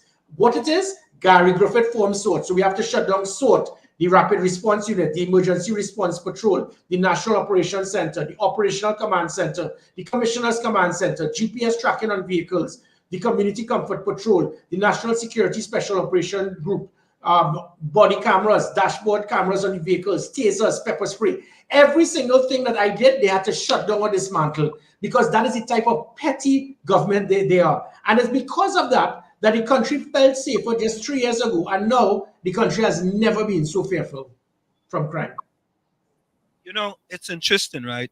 I read the article in the Newsday regarding Brent Thomas and what happened there with that kidnapping. in Trinidad and Tobago. What's the status of that? Well, and again, it shows that the police, because they wanted a commissioner who is fearful and will toe the line. Had I been the commissioner of police, the officers who would have gone to Barbados and arrested Brent Thomas, do you know the court? The judge said he is shocked that the officers who are involved in this abduction are still working. That's what it is. He can't believe that they're still on duty. And instead of the commissioner of police actually making a statement based on what the judge, the finding of the court said, these police officers left Trinidad to go to Barbados to kidnap a Trinidad and Tobago citizen. Not a word from the commissioner of police. And the judge said he cannot understand how these officers are still on active duty. And instead of the commissioner stating, because I would have done it, I would have said that this minister gave authorization and instructions to send these officers to Barbados. But you know what? You don't want to do it because you want to toe the line, because you want to keep your work. That is what has affected Trinidad and Tobago for years. Persons who want to be yes people, they forget about their oath in office. So Earl Christopher, shame on you. You have a judge sitting, how are these officers still on duty? And instead of you actually even explaining how could these officers have left Trinidad and Tobago to go to Barbados? Because again, as I said, I was a security minister, I was a commissioner of police. If the police football team or the defense force hockey team has to go to New York Big Apple hockey tournament or to a football game in Barbados, you must get the approval from the Minister of National Security. So don't fool the country. They are staying silent every time I say this, because what I'm saying is that a minister gave instructions for the kidnapping of a Trinidad and Tobago citizen, and the Commissioner of Police has refused to say a word. But further than that, Gary, isn't the Prime Minister in charge of the National Security Council? He is, but the Minister of National Security is the person who would usually give approval for any arms of the protective services to travel abroad. The Minister of National Security. So if Fitzgerald Hines said it's not him, then it's somebody else in the National Security Council that would have given that approval. But I'm thinking, shouldn't the Prime Minister call for an investigation into that? He's not going to, because one of his ministers can be arrested. That is the point. He will not do it. And it shows what a coward he is. He shows how unethical he is, because we have a situation where a judge said that these police officers should not be on duty. They remain on duty because Lola Christopher doesn't have the strength to suspend them, because if she suspends them, they might sink the state. This is the person. Because for the officers to leave, it must be signed. There must be the approval from as being a member of law enforcement. So and nobody in our media, they're also afraid. Nobody in the media is telling Ola Christopher these officers could not have left Trinidad and Tobago's territorial waters, because the only authorization you have as a commissioner is within the jurisdiction of Trinidad and Tobago. Who gave them instructions to go to Barbados? If they ask Ola Christopher that, she will now have to answer, and then she will be but then nobody's asking her. Everybody's staying quiet because they are afraid of this vindictive government. So I want to get back to Spy Pastor Brown, right? They stated today that he was appointed in February 2021 as an SRP under you, right? Yeah. And when you left, if this guy was doing illegal activities, how come the following commissioner of police didn't get rid of him? Well, he was never involved in any illegal activities. That is how Hines and company operate. Give the impression that somebody is breaking the law or doing something wrong. Let's go back to the firearms. Massive, well-oiled criminal industry. Yeah, we had the audit, and if you saw the things written in the audit, it made for disturbing reading. But 3 years, going on 4 years later, not one person charged, not one person convicted, not one person arrested, and the only person held is an innocent civilian in Trinidad and Tobago who were kidnapped in Barbados because you were desperate to find something. And that shows the whole thing here. It is just like what's happening with SSA. There's a desperate witch hunt in the hope that they could fool the country to believe massive bacchanal was going on in the SSA. So the biggest concern is that Roger Best was involved in hiring people who may be closely affiliated to worship God. So what, you prefer that for him to hire people who are criminal elements? Because that's what the government do. So whereas Roger Best was appointing and hiring people who may have divine intervention and related to God, this government has been involved on a continuous manner in providing massive state contracts to criminal elements who use the profit to purchase more illegal weapons, hire more gang members, buy rogue police officers, and put hits on other gang members to get their contracts. Notice the contrast with Roger Best, who he hires to how the PNM government hires. Gary, there has been some discussion regarding there was some spy unit within the SSA. What? There was our interception unit within the SSA. Can you No, elaborate? the SSA has to have that interception unit. That is their job. Their role and function is to have that interception. What was happening is that the government, they were using and manipulating the interception for their own political agenda. I saw the document where it was written by an acting commissioner of police to a deputy director of the SSC stating to intercept the phones of Gary Griffith. And they just have to use the word intelligence. And this was done not because there was anything, the government directed, look, let's see if we could find something so that we could target Gary Griffith. That is dangerous, which shows why this prime minister, notice the places he loves to visit. It is the same type of style, the same style of that type of dictatorial approach where you feel you could abuse the national security resources, be involved in abusing the intercept equipment. That is a very dangerous precedent. So watch and see that this whole SSA thing, it seems to be one where they wanted to have full control to manipulate the intelligence units so that they can be able to intercept the phones of political opponents. That is the danger of this PNM government. But here is Tommy. I don't know if Tommy have anything to say. But here is the thing, right? Who have been arrested? Who have been in the SSA or who was in the SSA so far? Absolutely no one. But that's how the PNM operates. It's just like the firearms. Remember, Stanley Jokey John said, massive, well-oiled criminal enterprise. And Fitzsimmons, Rip Van Winkle Hines today enforced it. And not one person after 4 years has even been questioned. So as I said, 6,000 persons got firearms, 7,000 police officers, over 20 odd persons who are firearm dealers, and not one person they can arrest, not one. So this is your massive, well-oiled criminal industry. So all the PNM faithful, I challenge any of you all, debate me on this. How something could be such a massive, well-oiled criminal enterprise and not one person arrested as yet? Because they are liars. That's what they do. And if it is that someone could actually have done it, it does not mean it's a massive, well-oiled criminal enterprise, because we've been hearing for decades about corruption in the police, about firearms. Gary Griffith, put systems to prevent it, which is why Keith Rowley, again, he's so, in local parlance, dotish. The man he stated that I took away the authority of senior superintendents who are division commanders from having the authority to approve firearms. The man is so clueless. No senior police officer has that authority. The authority is always with the commissioner of police.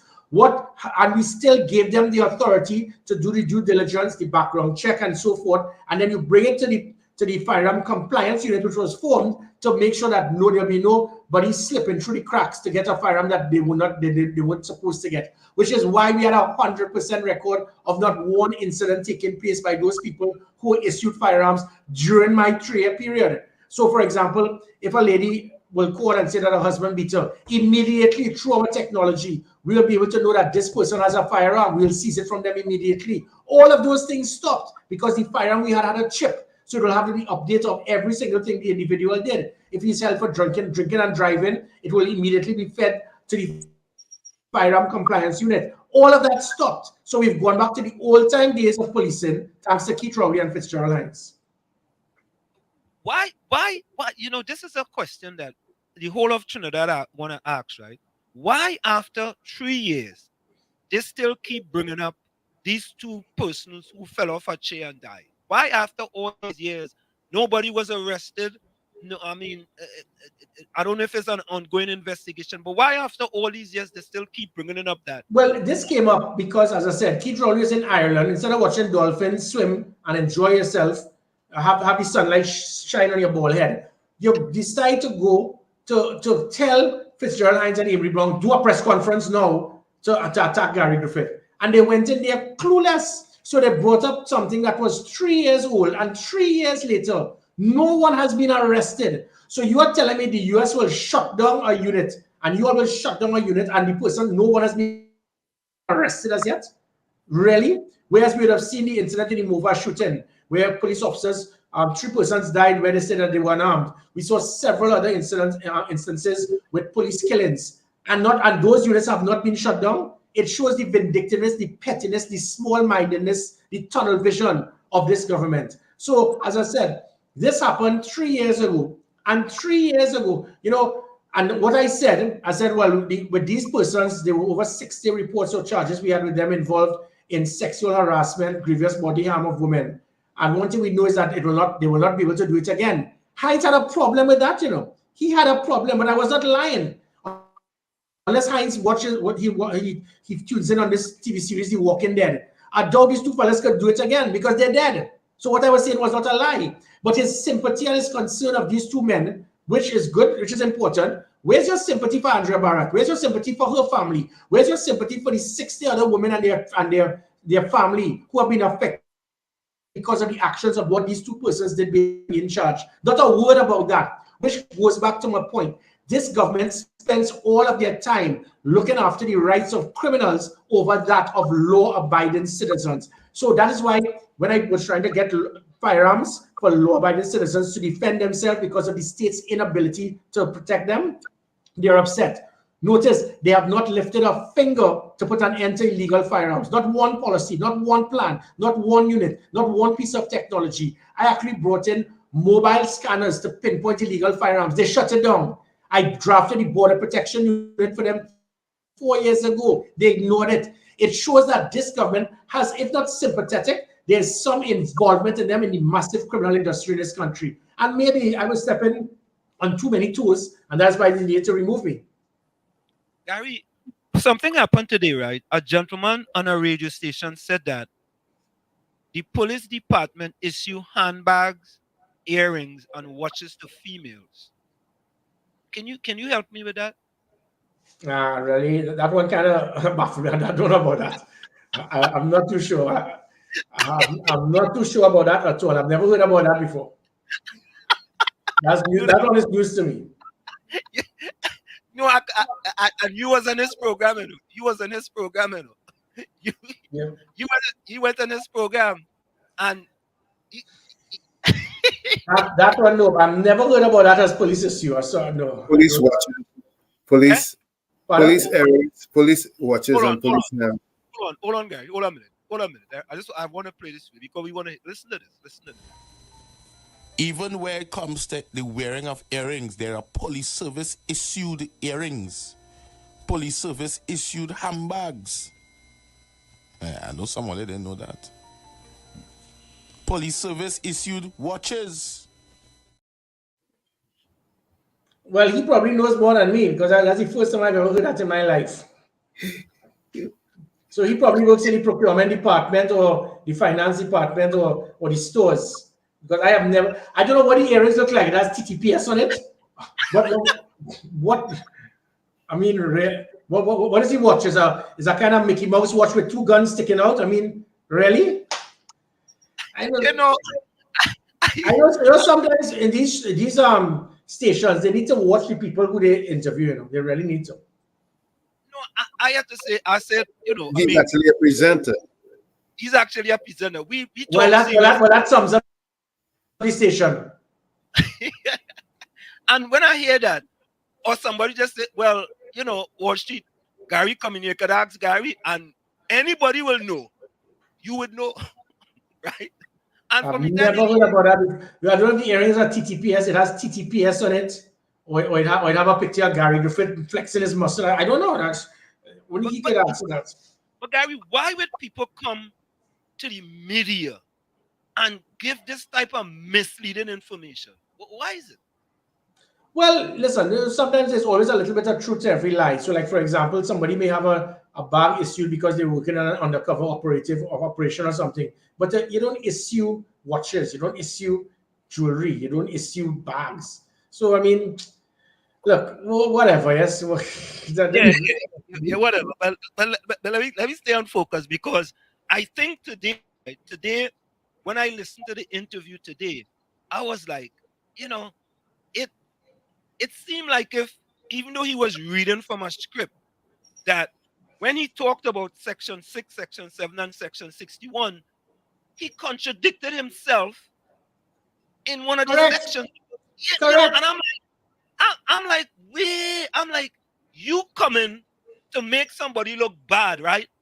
At least leave out this section where contradicts what you actually Exactly. trying So to that is why, and that is why, sorry, Tek, but that is why when Rowley said, and they could not have acquired firearms until it was amended in cabinet 2 weeks ago.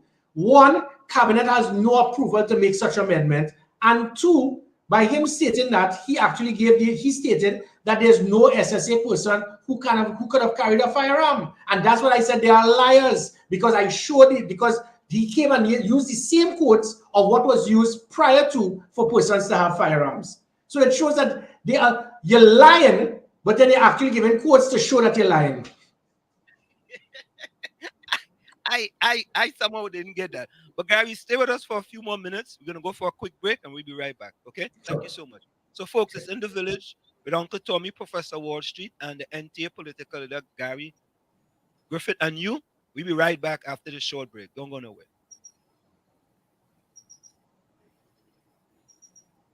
You're listening to WZYE 95.9 FM. You are listening to WZYE LP 95.9 FM, the most influential name in Caribbean radio in the tri-state area. Broadcasting from East Orange, New Jersey, the most influential name in Caribbean radio. WZYE 95.9 FM. We are back with you. It's In the Village with Uncle Tommy, Professor Wall Street, NTA political leader Gary Griffith, and you on WZYE 95.9 FM. Of course, folks, we are streaming live on WZYE 95.9 FM on Facebook, WZYE TV on YouTube, and WZYE 95.9 FM on Twitter, better known as X. And we have with us no stranger to the village, the NTA political leader, Gary Griffith. And if I could, as it pertains to SSA, let me show you how vindictive, how draconian this government is. Information just came to me to confirm. Members of the response team who were employed to safeguard the employees of SSA in the cases of an emergency were just sent home. They were persons who will respond to security emergencies such as threats against employees. Also, personnel from the church who are members of the defense force who have absolutely nothing to do with the agency were just sent on 3 months leave, no reason given. Instructions from the chief of defense staff. This, Trinidad and Tobago, shows the type of dictatorial country we are right now. Have we, most of our institutions in Trinidad and Tobago, have we actually corrupted most of those institutions? Here why I ask that. When we look at the SSA, right, the SSA now have a head that was actually appointed by the Prime Minister, right? So that person have to answer to the Prime Minister at the end of the day, I would think, right? If I appoint you, you have to answer to me. Why have we gone down that road? Or why have they gone down that road? As to basically Very good question. Very good question. I'll tell you why. It is the correct thing to do. The unfortunate thing is that we are a banana republic when it comes to national security. So, for example, the mayor of New York City, he is the person that will hire or fire the police commissioner, right? But the reason being is that if things go wrong and crime is high or low, he gets the credit or the blame. So it gives him the authority to select the commissioner of police. The US president would be person or that hierarchy involved in the selection of the head of Homeland Security, the head of the CIA, because the buck stops with them. But that is a developed country.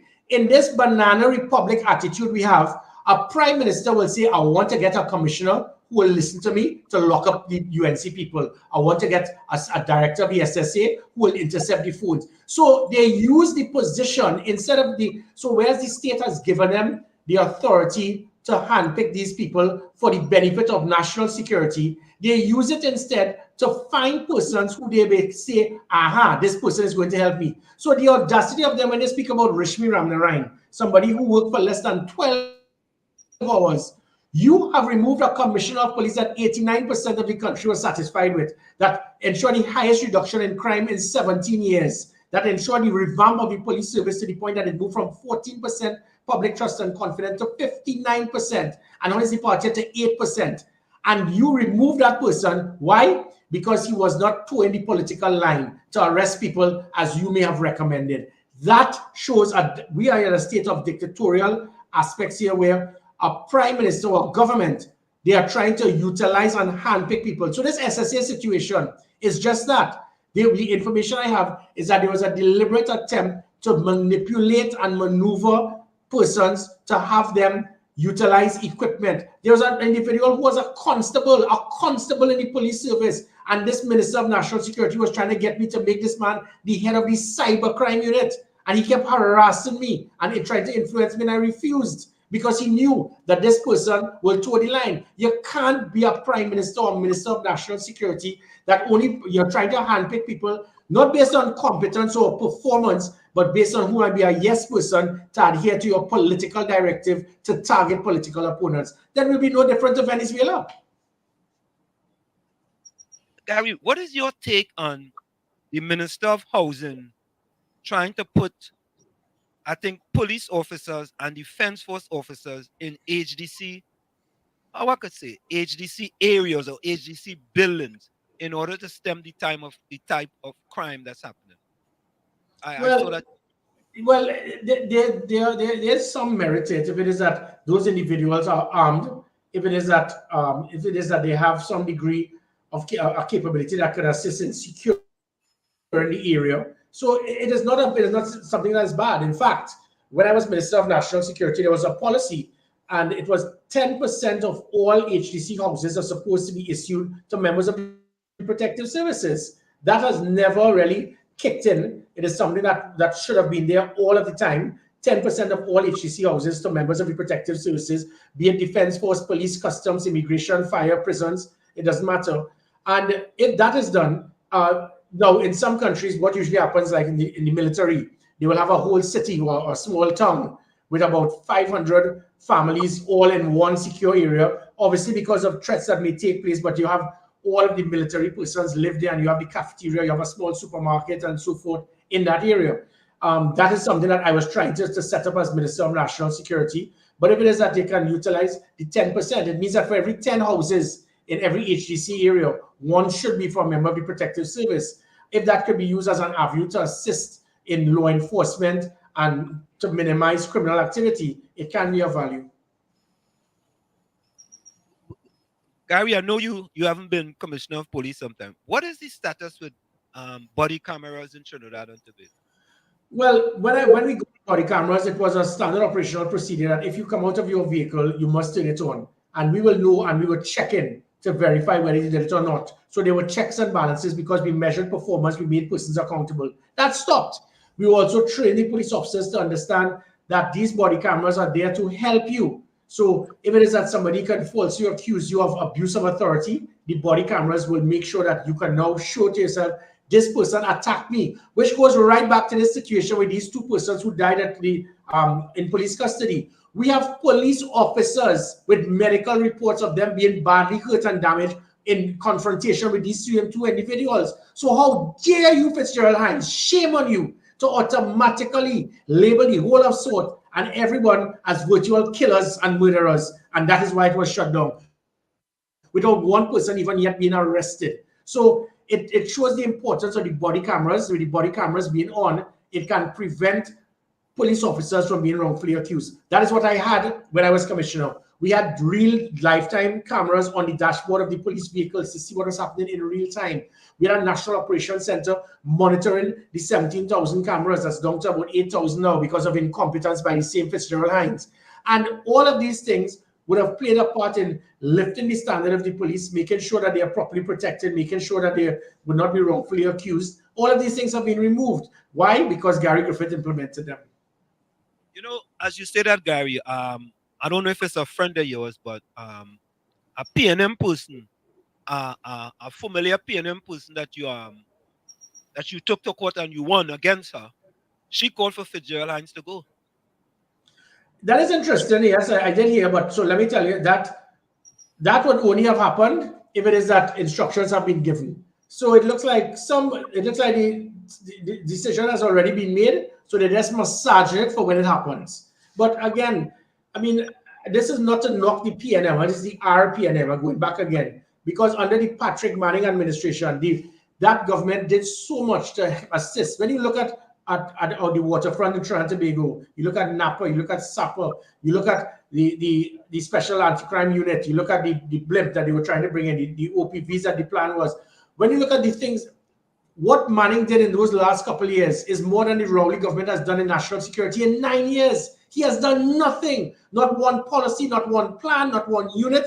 All that he has done is anything that Gary Griffith has implemented, shut it down, dismantle it, and pull the plug, and not replace it with anything. How could anyone who's a PNM want to have somebody like that in this to run a government again? And I'm not talking about the PNM, I'm talking about Keith Rowley. The man is bitter, he's full of hate, animosity, and when he cannot have his way, he gets totally out of control. He's like a raging bull, quote unquote. Do you consider yourself PNM enemy 1A? Well, 1A minus, because Mrs. Kamala Prasad might be 1A and you 1A minus. Or both of you But guys I don't know. I don't know. During the local government election, they attacked me more than her. They spoke about me more than her. And now look at what's happening. You do a media conference, not to attack Kamala, but to attack me. Because you see, Kamala Prasad, she has her 150, 180, 200,000 votes. They're not going anywhere. They're not shifting. So whatever they say about Kamala Prasad, that UNC base is holding strong. And there's nothing against that. It's just like the PNM base. But that 150,000, that 100 to 150,000, those are floating voters who at times they will shift to the PNM if they're not pleased with what the UNC is doing, most by going to the UNC. But when there's a third party and there's someone who they believe that they can trust, that is not going to let them down, that they believe that he is going to assist them in providing their fundamental rights of safety and security and everything else in the public service by using the same principles I did to improve your security in this country, of good leadership, accountability, management, and measuring performance across the board. We are going to improve health, education, national security, sport, youth development, and we'll be able to do that with checks and balances. And that is how we intend to transform Trinidad and Tobago. So with hearing my words are not about attacking the PNM, and we continue to show policies, plans, programs, technology, try to tell the country, if we could have transformed the police service, which was seen as the least trusted, into the most trusted, we can transform Trinidad and Tobago. Those type of words, the PNM, the RPNM can't do it. We can. So I'm just seeing a quick something here in the chat, right? Property tax, Mr. Griffith. What is your position or the NTA's position on property tax? And that the position will be based on the fact that what this government can do to balance a budget is always based on trying to tax themselves to lift income to balance with their expenditure. And this would the property tax could very well be justified if we could know that based on their competence, they will have the ability based on using these funds to provide better roads, to provide better healthcare, to provide a better security system. But they don't. So whether you put property tax of 2% or 20%, they are incompetent. They don't have the managerial skill to transform the different ministries into something that the country can say, I am satisfied that I am getting I'm getting the dollars that I am putting out, I'm getting proper delivery, proper service. That so it makes no sense to lift your property tax and increase income to balance your expenditure when the deliverables are not going to become. So what they want to fool you with is, okay, let's give you pay property tax so that we can fix the water, fix the roads. Not true. Not so at all. We can go back to the Basil Pandey administration when the budget was 14-15 billion TT, and the US and the oil barrel was less than about 15 US to the barrel, and sometimes at $8 or $9. And it was one of the most efficient governments the country had ever seen. But the homicide rate was over 600% less than what it is now. So it showed that it can be done based on good leadership and good management, not injecting more funds, because Colin Imbert is as clueless as they come. So his only way to balance a budget is to find extra taxes, and then he will boast that they haven't rewritten yet. So the concept that what we take is not the fact of trying to find extra funds to lift your income. We need to find a way to reduce expenditure whilst not affecting productivity. And that can be done by simple examples of a Brian Lara cricket stadium that's supposed to cost $7 million US, and we paid $200 million US for it. The Trinidad and Tobago Police Service alone, I was able to reduce that budget of over 300 million TT per annum in overtime corruption, in fuel corruption in vehicles, in extra duty corruption, in police vehicles going to a garage to fix a muffler. Next thing it was a whole engine overhaul because you might be closely affiliated to the garage owner. That is how you lift a country. That is how you develop a country. Reduce the corruption, reduce the incompetence, reduce the mismanagement. You can now bring down your expenditure whilst not affecting productivity, and hence no need to have property tax to lift it to balance with your expenditure. You know, something dear to you and something dear to me is sports in Trinidad and Tobago. I look at the Griffith games and I see the 4x1 men under 20. I think it's under 20, either under 17 Yes, or under 20. Yeah, under 20. For the first time in a long, long time in the history of Trinidad and Tobago. You know, I will think that if the Minister of Sports is Akura and update, she would have sent the Prime Minister a message, and the Prime Minister would have sent a message to these guys in Grenada and call them and tell them this was an outstanding performance. You know, we have been looking at you. It's a long time since Trinidad and Tobago have won a gold medal. I mean, what says you? Well, definitely not. Had I been the manager of that national team and the Prime Minister sent that message, I'd have tried to pull all the hair out of my head to be bald-headed just like him. Because I have been manager of the national hockey team for about 12 years. I was an active chef de mission once. I've been involved in training managers. I've been on the technical staff of our National Football World Cup team when they are in external qualifiers. I have been on the West Indies technical staff in the World Cup. So I've seen the concept of how it is that you can change a side to a team. This government, what they do is nothing. They provide no support for the teams. And then if the team wins based on raw talent, then they jump on a bandwagon, have a minister turn up at the airport, have a motorcade. That is not what the players want. That is not what the sporting organizations want. They want the preparation, the support prior to them leaving. And that is never done. The national hockey team qualified for the World Cup final. The World Cup final defeating USA 5-4. And they couldn't even get a proper venue to train. And that is why our national football team for the 2022 World Cup qualifiers, they didn't provide them with a ground, they didn't provide them with meals, they didn't provide them with practice games, they didn't provide them with to go external games. And then when they don't qualify, you bad talk the coach, you bad talk the players. This government knows nothing about the importance of sport. They know nothing about sport tourism. Whereas Guyana could inject 100 million US that they get from the 3 years of CPL. We don't have it. And our grounds are better. It is better for the economy in Trinidad and Tobago. Nothing is done. Jamaica, their first 2 months for the year, they have one Ministry of Tourism injected almost half of Trinidad and Tobago's annual budget. So Jamaica's annual income they're going to get for tourism will be 2 to 3 times more than Trinidad and Tobago's whole budget.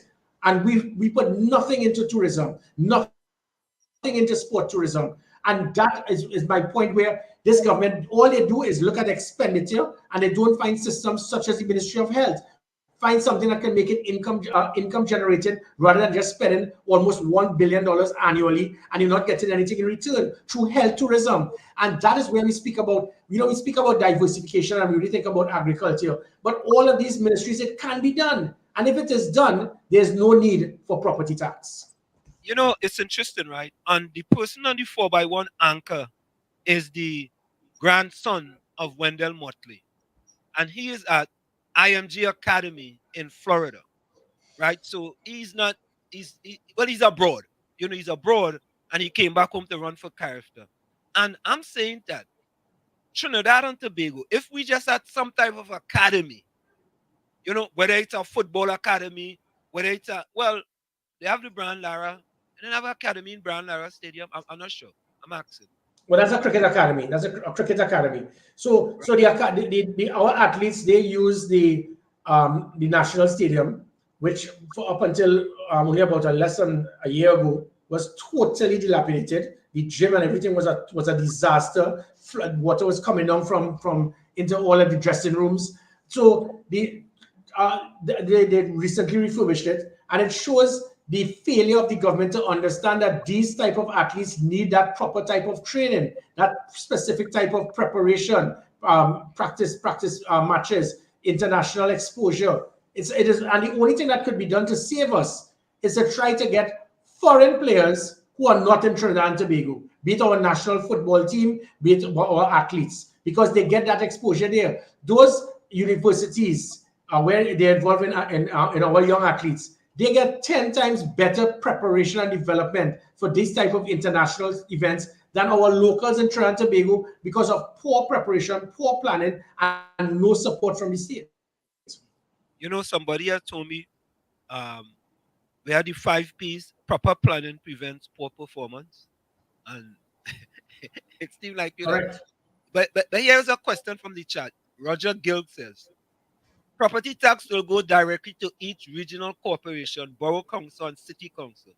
Each of these entities will be responsible for the development of community under their purview. Property tax by law will not go to the consolidated fund of the central government.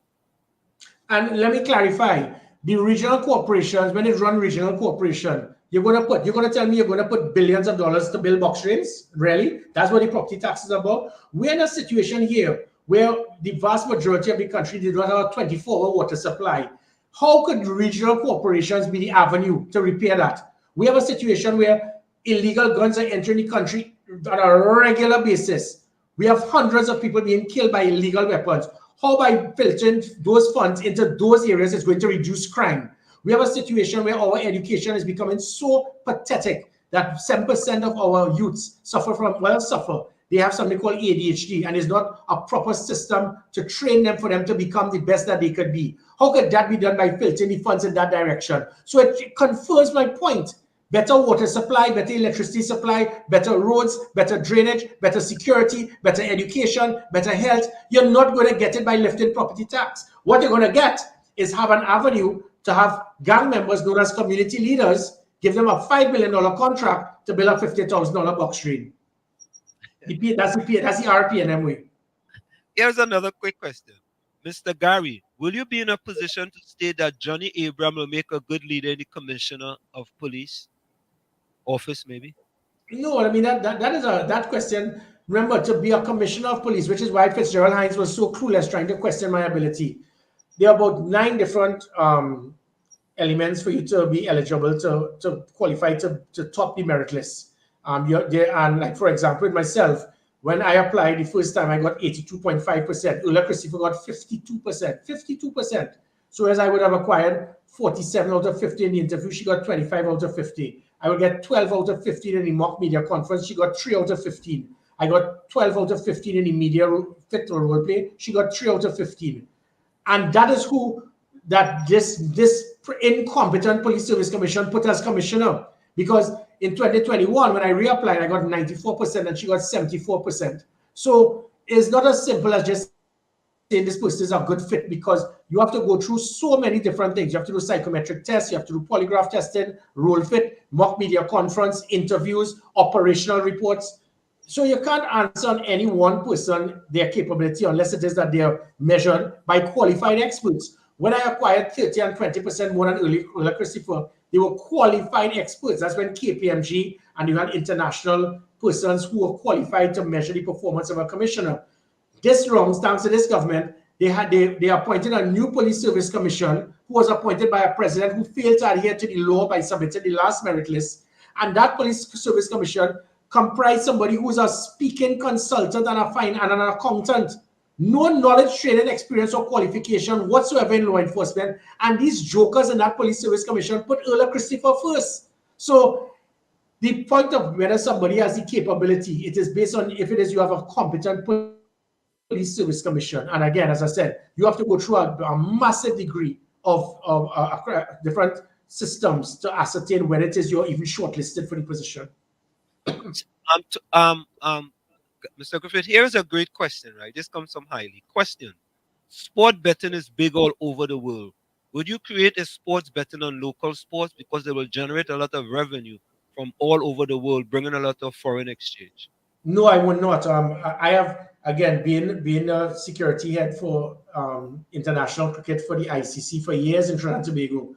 We have seen the dangers that take place pertaining to gambling with sports. Even right in our pro league, we actually were seeing situations with persons making bets to actually lose for their own team so that they will benefit. So I have never been someone who has been too happy about that concept, especially in a country like this. I mean, when it is that you're abroad and you want to make bets on English Premier League teams or whatever, And again, I'll show you how simple it is. So when it is that you have CPL or an international cricket game, if you see a bowler with his handkerchief in his left pocket, and then he moves it to his right pocket, we can pinpoint a red flag. And then he'll bowl 3 consecutive no balls, and that goes at about 100 to 1. And those are the type of things where somebody is going somebody changes helmet. It means that in the next 2 balls, he's going to get stumped out. So those things, it's not good in sport. A country of this size, I will not see the value of it because I see the dangers by our own sportsmen deliberately corrupting themselves and their team. And that certainly can't be good for sport. Even though you... Go ahead, Tommy. I'm going back to national security. Now, national security is probably one of the most pressing issues that faces the country at this time. Would you, as one involved with national security in a new government, be interested in seeking inputs from Trinidadians who are abroad that have been developed in the security arena? Well, definitely not handpicking Trinidadians abroad, getting anyone who is willing to support and assist Trinidad and Tobago. That includes our international allies. So I don't know if you're aware, I actually signed a MOU and that bilateral agreement with the NYPD, where I assigned Trinidad and Tobago Police Service and the NYPD were united. Never happened before. And with that, they assisted me in forming the gender-based violence unit, the social media monitoring unit. Giuliani and partners came and trained our police officers in customer service training and public relations, which is what lifted public trust and confidence. All of that shut down after I left, so that's why we've gone back to 8%. So I'm not looking so much as individuals, but units and organizations throughout the world who are our international allies that are willing to come and support, complement, and enhance the operational capability of each and every arm in the police service and that of national security. If they are citizens of Trinidad and Tobago who have that capability, definitely we will welcome them. One of the things I intend to do, getting back in government, is to get back that brain drain that we have lost by so many citizens leaving Trinidad and Tobago over the last 10 years because of them being fed up, because of they're being mortified, they are afraid that their daughter could be raped, their mother or their wife could be killed, their son could be kidnapped, and we lost so much good quality citizens out there. I am time to tell them, time to come back home, and let's build back Trinidad and Tobago. Because the reason why I asked this question is because we have some members some Trinidadians who from time to time are in the chat and so on, that are qualified. For example, Captain Singh. I don't know if you know who I'm talking about, but Captain Singh is a military person of Trinidadian descent who's in the United States that has a lot of experience. And from time to time, he's in the chat with us.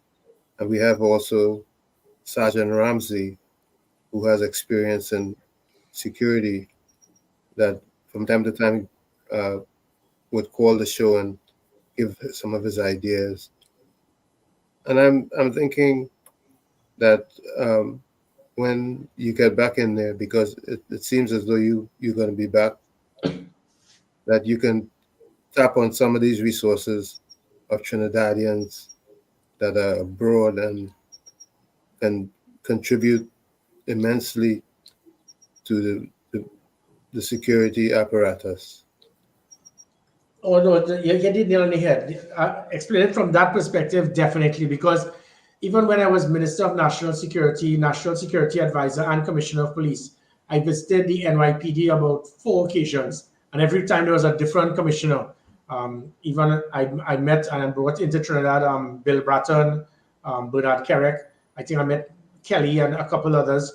And when I visited NYPD, what I will always get is being linked to Trinidad and Tobago citizens who live in the United States who are police officers there.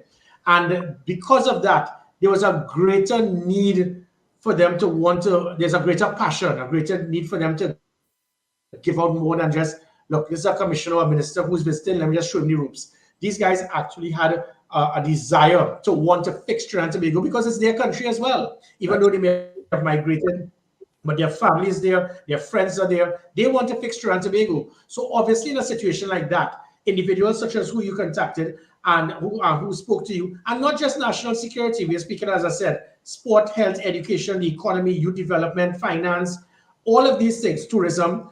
If there are persons out there who have that capability and that exposure, the experience, the qualification that they have, it is time, if I am asking humbly, time to come, if not come back home, at least be willing to be part of that new transformation to lift Trinidad and Tobago to the standard that we should be. So most definitely, we would welcome that. It doesn't happen here. Here, as I said, I always say that there's total disrespect for the diaspora. And the perception by this government is that you all out of place, you all not even supposed to vote to select who must be in the government. And because you have to be inside for 6 months, fly a plane and land. Banana Republic thinking. As I said, not 2025 election, but definitely for 2030 general election, we will ensure that all citizens who have a Trinidad and Tobago passport and an address from Trinidad and Tobago, you will be eligible to vote right where you are. You know, I was just gonna ask you that question, and I was gonna ask you to talk about the diaspora initiative, because we live in the diaspora here, and you know, I mean, I gotta be honest with you. You're one of the few politicians that come on our program and talk about a diaspora initiative. You know, we can't get the you know, it's funny, guy. You know, we have a hard time getting PNM people to come on our program. Well, I think it's so unfortunate. I mean, wait a minute. Let me say this.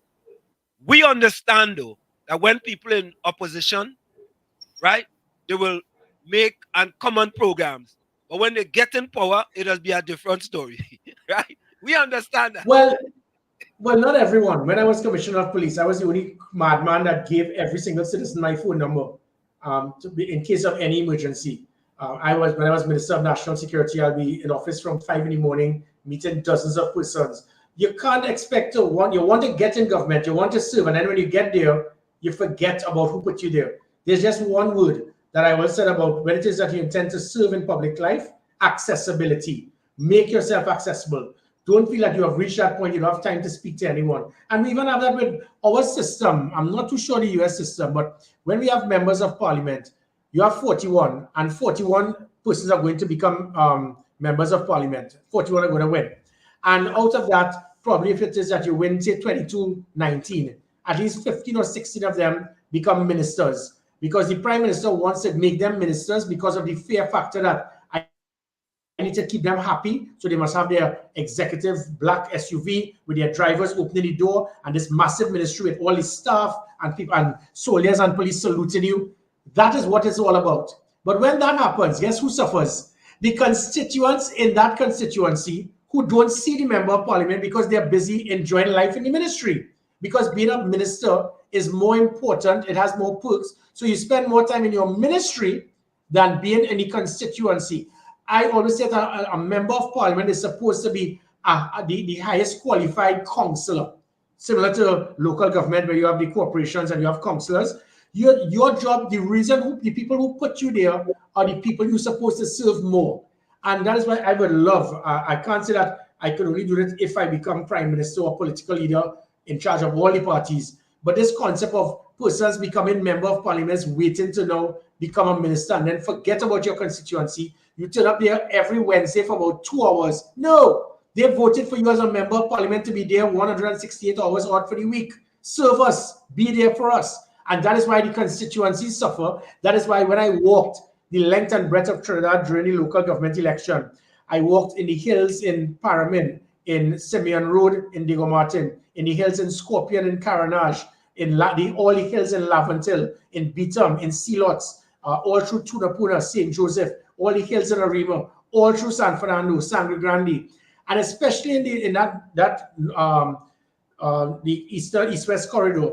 They said they have never seen the political leader of the PNM in those places where I walked. Many of them said they've never seen their member of parliament in those cracks and roads and areas and valleys and alleys that I walked. They've never seen it. So when I walked through all the hills and Cocorite, they've never seen a politician walk up there. Why? Because it's PNM country. It's that that area where we do not need to represent or be there because we know they're going to vote for us blindly. And I think that is so unfortunate. So I need to find a way that when we win, it is not just that these 15, 16 seats that the PNM may keep, we are going to totally ignore them. I have to find a way to ensure that each and every citizen in this country get what they deserve, which is good governance from a good government. You know, and in my estimation, that's all the people are asking. The people are asking that, you know, when you got in power, you make sure and, you know, at least look out for the people. You know, for example, I am from Chumaka, Clavantel, and I left Trinidad about 47 years ago. 47 years ago. And when I go back to Chumaka, it is 25 times worse than Newark here in New Jersey. And Newark have improved 25 times what happened in Chumaka. And I'm asking myself, this is a community that have never forsaken the PNM. For all the years the PNM have in power, they have voted for them. And why it is that PNM people don't say to the PNM, you know, you all can't treat those people like that. When time comes for a general election, they put their votes in the PNM bank. And when time comes for them to cash in on the votes, the PNM say, no, you have to wait 3 months before the next local election or the next general election before we come and pave some roads that go mash up in a month or come and do some type of things in your community. I don't understand. Well, I don't live in Trinidad. So. Well, see, it is taken for granted, and it stops at the top. With Keith Rowley being the member of parliament for Diego Martin West, I went into that area in Carnage, in School Street, up in, as I said, Scorpion and stuff, as a commissioner and as a politician. And on 3 occasions, I went up in Scorpion, and they said they've never seen Keith Rowley there. And this man has been in that constituency for 3 decades as a member of parliament. So it shows you are prime minister, and you don't even bother to work. Colin Imbert said it with total arrogance in 2015. He said, I won this seat and I didn't even bother to walk because I know that's a PNM area. You don't even have the common courtesy to walk to fool the people into believing that when you win, you're going to come back again. He said, I didn't bother to walk. And that is the type of arrogance they have because they know they're going to blindly vote for us. So we don't even need to make an effort. Let us put all the effort and the funds and the voter party in the marginal seats so we can get back in government. That Trinidad and Tobago is changing. I intend to make sure that every single citizen, every single one of the 41 constituencies will be treated equally. You can't be a government and then when the government changes, it's we time now. And they start putting focus and emphasis on the constituencies that belong to you. We have to make sure that each and every, so even for those people, the PNM till they die, who might still win these seats for Laventille and other areas, I still have to find a way to ensure that I can get you out of that system where it is you feel like you have to blindly vote for people that are going to totally ignore you, whether in or out of government. So here is this is the last one. Here is Captain Singh. This is the person we're talking about. He says, Gary, can we get a new maximum security prison in a cell tower signal free and establish a prisoner work gang system in order to have restorative justice? Right. So in that system that we have in Trinidad and Tobago, our rehabilitation is one of the worst in the Caribbean because of because of a high recidivism rate. So we have a young person who will actually go into prison and rub shoulders with hardened criminals and come out a more hardened criminal. What he just spoke about, I did as the commissioner of police. So I tell you, I was doing the job as what the minister should be doing. We found out that a lot of hits were taking place from the prison. So what we did is, because I remember there was one individual, he got 4 cell phones in 24 hours. 4 cell phones in 24 hours. As soon as we picked up, he had a cell phone in his cell, we seized it, and within a couple hours, a prison officer will give him another one. That is how difficult it was. So what I did is we formed a wing in Golden Grove, and that wing, it was a corridor that no one else could go in or out unless it's one door. What I did, I put 2 police officers, then 2 soldiers, then 2 prison officers. So every single thing that goes through, unless all 6 of them are corrupt at the same time, those individuals inside there who were instrumental in calling hits or whatever could not get a call out. That is how you fix the problem. And it worked. And guess what? Gary Griffith left, opened it again, and bam, hits calling from the prison yet again.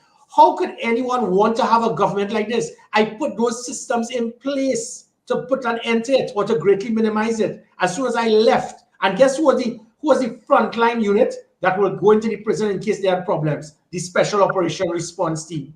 So the point being is that if it is you really want me to fix the country, it can't work with the RPNM. They need to leave. And as I said, to all those PNM supporters, you got nothing to lose. It cannot get worse than what you're going through right now. To the floating voters, I am providing you with the assurance that we will not make the mistakes of the past. I will be there to represent you and to make sure that we would be represented properly, fairly, and in an impartial manner.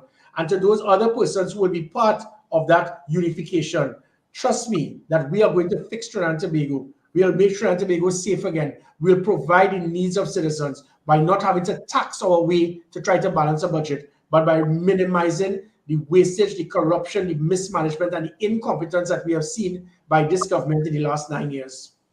Gary, just to go back to what you were talking about, having 6 persons in that position of security to prevent the cell phones, that becomes pretty expensive to make sure that that doesn't happen. Can we find ways other than expending that kind of expenses? Well, really and truly, it wasn't expensive. Just having 2 police officers, two police officers a table, 10 feet behind, two soldiers a table, 10 feet behind, 2 prison officers a table. That's not expensive. It was a wing that was used for those persons who we had perception that they were heavily involved in having access to the prison officers. So it wasn't expensive. So it can be done. It worked. It played a critical part to reduce crime during my last year when the murder rate was 342. After I left, when all of these things collapsed, the murder rate went up to over 600 in just over a year. And there are other things that can be done. But this is where Keith Rowley and Fitzgerald Hines, they have no national security training or experience to think out of the box, apart from even not having the understanding of law enforcement. So if you have somebody who's a hardened criminal who has links or connections in Grenada, for example, and there's another one who has the same thing in Barbados and one in Trinidad, the Trinidad prisoners go to Grenada, the Grenada prisoners go to Barbados, the Barbados prisoners come to Trinidad. You have now isolated them from having that link with prison officers that can allow them to have access to cell phones and so forth. So there are things that can be done, but that is thinking out of the box. I was implying there's technology that can be used to alleviate. Yes, there's technology that, but constantly again, the jammers and grabbers trying to put the systems to lock off the phones from being connected. These things, however, you need the political will to get it done. This Minister of National Security is totally incompetent. He's supposed to make sure, if I was Minister of National Security, that is something immediately we're going to get it, lock it in, and make sure it is used along that line. But again, it requires political will. Fitzgerald Hines certainly does not have that. All his comments, whether it is for law-abiding citizens to get firearms, whether it is him not even having a word of prayer or concern about the number of people who have been killed at the hands of criminals, they never have a word to say about those people. It's always, what about the rights of criminals? When I bought the recommendation and I said, any criminal who has an assault weapon, which is an automatic weapon that can kill 35 persons in 3 seconds, that person should be deemed a terrorist, which will immediately take away the fact that he's entitled to bail. It makes it a capital offense. He's now sentenced to life imprisonment, and the people who assisted him in importing it, who secured it for him, who transported it for him, they are now involved in aiding and abetting in a terrorist act, so they all will be incarcerated for life. You know what Keith Rowley says? Gary Griffith plan is to say that all criminals are terrorists. The man is so, and again in local parlance, dotish. We never said that. We were trying to pinpoint and target the criminal elements who have assault weapons that can kill 35 persons in 3 seconds. And Keith Rowley had a problem. He had a concern by us finding an avenue to make sure these people could be incarcerated for life. So what's happening now? You're caught with an assault weapon. You go out there, $50,000 bail. You come back out. You hire, you get another weapon. You put a hit on those people who tipped them off. And now you have another weapon. And now you're going to use the money now to pay your bail money. That is the Keith Rowley style of national security. Gary, last one before you go. Do you believe that it's personal between you and the Prime Minister? Well, yeah, definitely. When it is a commissioner of police will have 89% national support, and you as a Prime Minister, 40%. When everything the public is speaking highly about one person, over the other. And then what makes it worse is that when he does not have total control, we could go back to the COVID situation when, again, because of his ignorance and not understanding the law, he said that I had a right to arrest people in their homes when it is that they were socializing. You couldn't do it. And I refused to adhere and obey an illegal command. And that is what is required. You need that type of leadership in this country. You can't have a commissioner of police or chief of defense staff or director of the SSA blindly just listening to what a prime minister says because he put you there. That is why the nice thing with myself, I don't need a work. So I could afford to stand firm to a prime minister and say, hey, you're wrong, and I am not doing it. And there's a difference with things that are illegal and unethical. But in these cases, it was illegal.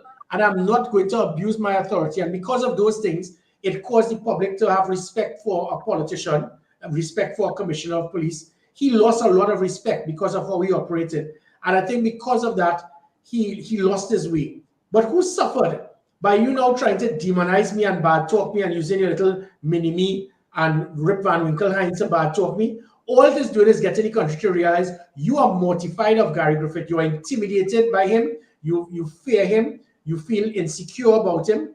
And instead of trying for him to help you because you're clueless, what you're trying to do is demonize him. And the more they do what they did today, the more votes they have lost. So thanks a lot, Keith, for that decision you made. You just made it easier for me to win St. Joseph. Harry, any closing words before you go? Hear me? Any closing words? Any closing words before you go?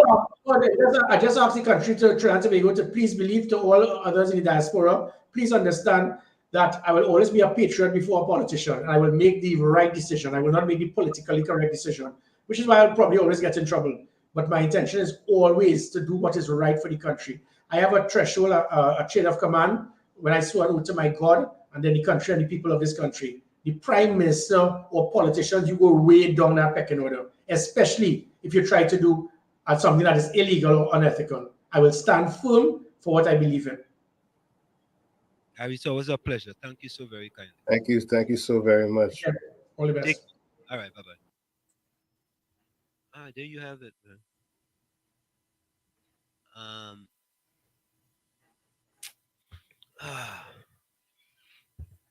What says you, Tommy? Well, Gary said it all. You know, I think sometimes, you know, I was one of those individuals who was very, very, very, very, very, very tough with Gary Griffith and still tough with Gary Griffith. So was I.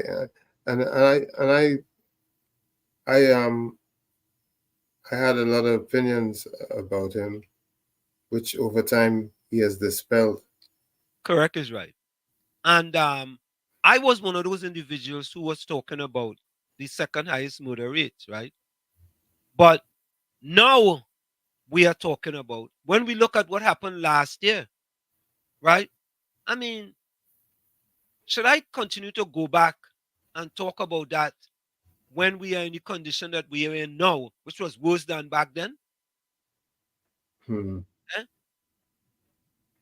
Then I'll be a hypocrite because I was talking about when it was worse back then, right? And it's worse now. And you want me to go back and talk about back then when it wasn't as worse as it is now? No, it wasn't as bad. Nah. Ulrich, you see, everybody, Ulrich, are not going to be happy, right, when they don't get their opinions regarding something. And that's okay. That's okay, right? Because you are not going to satisfy everyone on any program. That's why we tell people, we have people here who are UNC, people who are PNM, people who are PEP, all different people. And sometimes, you know what? The PEP people may be upset. We might say things about Philip Alexander. The PDP people might be upset because we say things about Watson Duke, right? The NTA people might be upset because we say things about Guy Griffith. The UNC people might be upset because we say things about Kamala Prasad Processor. Well, the PNM people are always upset because they think, me personally, that I hate Dr. Rowley. I'm not going to speak for Tommy. I hate Dr. Rowley and the PNM. I don't know where to get that from, but that's just the way it is. You see, what people have to realize is that what our concern is building a better nation, doing better than we currently are doing, because we are not doing so hot. If things were really peachy and tip topper, you wouldn't be hearing us lamenting in the way we do. But things are in a deplorable state. You know, I want to ask. Well, you see, we are so divided in politics. Eh? What question the public wanted answer? What was the question the public wanted answered? Ulrich, Tommy, Ulrich said the public wanted a question answered. What was it? What was the question? I don't understand. What? Ulrich, what was the question? The public. I didn't see. Anyway. Ulrich. Oh, God. He said it wasn't us. Well, you see the question wasn't asked.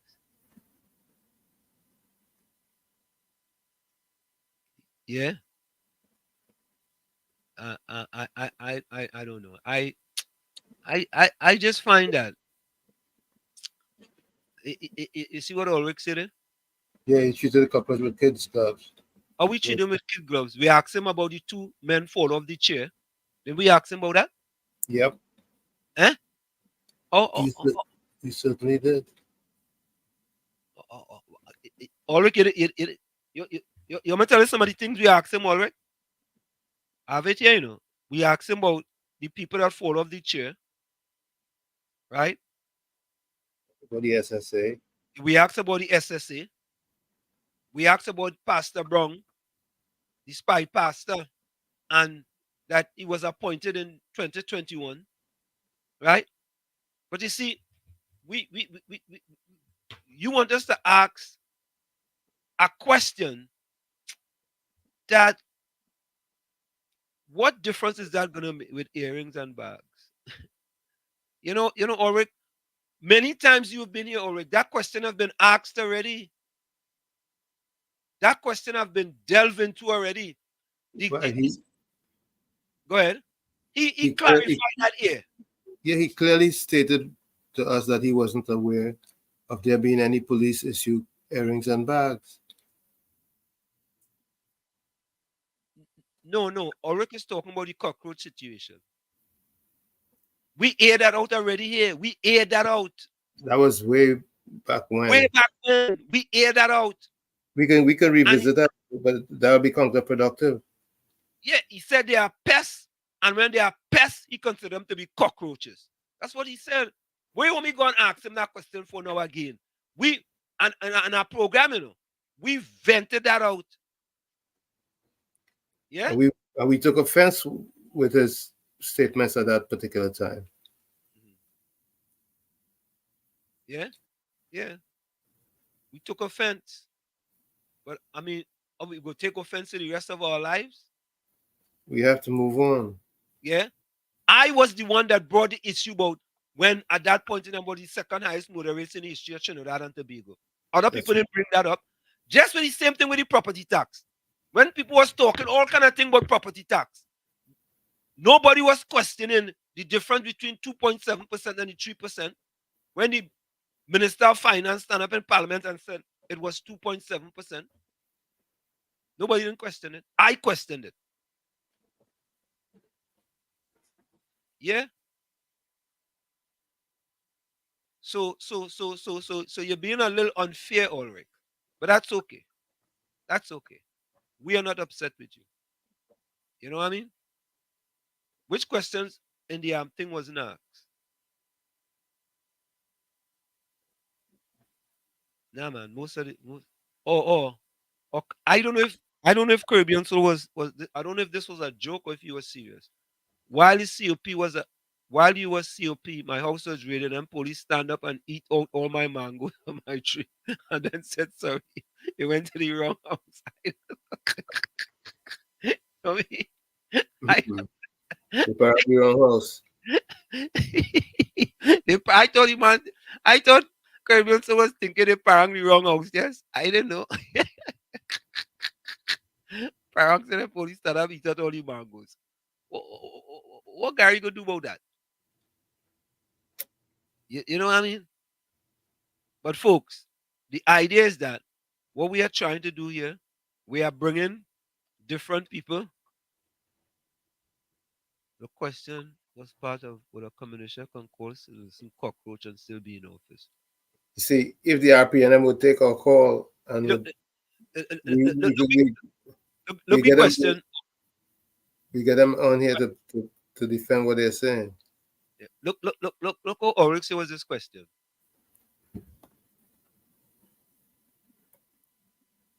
The question to the was what part of Yeah, but Ulrich, Prime Minister already called people imps and chimps. Right? Hold on, KFC. Fitzgerald says them from that dirty, murky When I lagoon. was that shit, was that man, the Kong down here. Yeah, man. And then Gary answered. We asked the man the questions, he answered the questions. You understand? We asked the man about Go ahead. Well, shit, when Gary was the commissioner of police, and Gary is squad, and said the Gary squad where you were not too sure how fair any criminal in serious so, you know. Yeah. Yeah, and He got the place lock.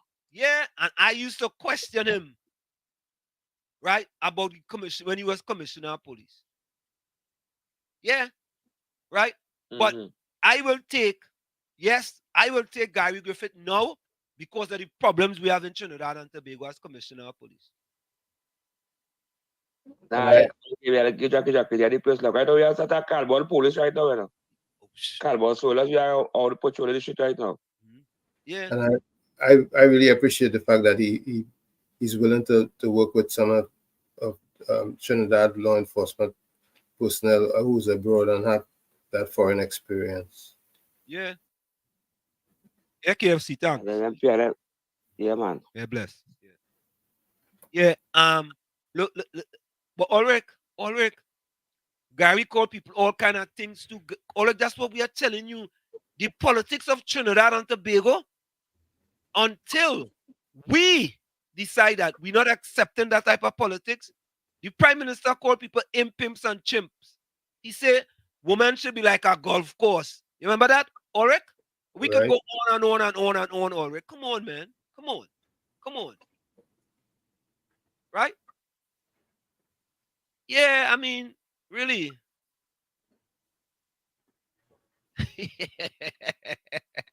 Look. Ulrich sound like a PNM now. Okay, Anthem, got it. You cross the floor. Cross which floor? What floor I cross? You see? What floor I cross, Ulrich? Because Ulrich, we have to be balanced. You hear what kind of names the Prime Minister has called people? Fitzgerald just called people all kind of names. You remember when Stuart Young called them people termites and what is Tommy again? Termites, what was the other one? Termites and whatever the other one is. Eh? Oh God. Johnny come late, please. Johnny come late, please. Yeah, and all kind of thing. That is part for the course in Trinidad and Tobago. Folks, before we go, put closing comments in the chat. All you put, and Ulrich, put your closing comments in the chat too, before you go. Ulrich say I cross the floor. Cross which floor? How I cross the floor? Ulrich, let me say this, and I'm going to be very clear for you. I do not like the RPNM policies. I do not like the RPNM policies. You know why? They have 26% of people that look like me living below the poverty line. 26% of black people living below the poverty line. The last 9 years, right? And when Kamla Prasad-Bissessar left in 2010, 2015, we had 17% black people living below the poverty line. In the last 9 years, it's 26%. 18% are black people unemployed. The highest in the history of Trinidad and Tobago. The next highest is about 6 or 7%. Last year, 65% of the people who get killed look like me, Ulrich. Look like me. Ulrich, they gave out 100 scholarships the other day, Cape scholarships. Under 30% look like you and I. The SCA last year, right? 50% of the most people scoring under 50% look like you and I, Ulrich. And how I go support that, Ulrich? How I go support that? You want me to support that? Eh? Nah. And when I go back in Chumaka Clavantil, you should know, Ulrich, you live in Chumaka Clavantil. Is Chumaka Clavantil better today than it was in 1977? I could ask Tommy the same thing about Newark.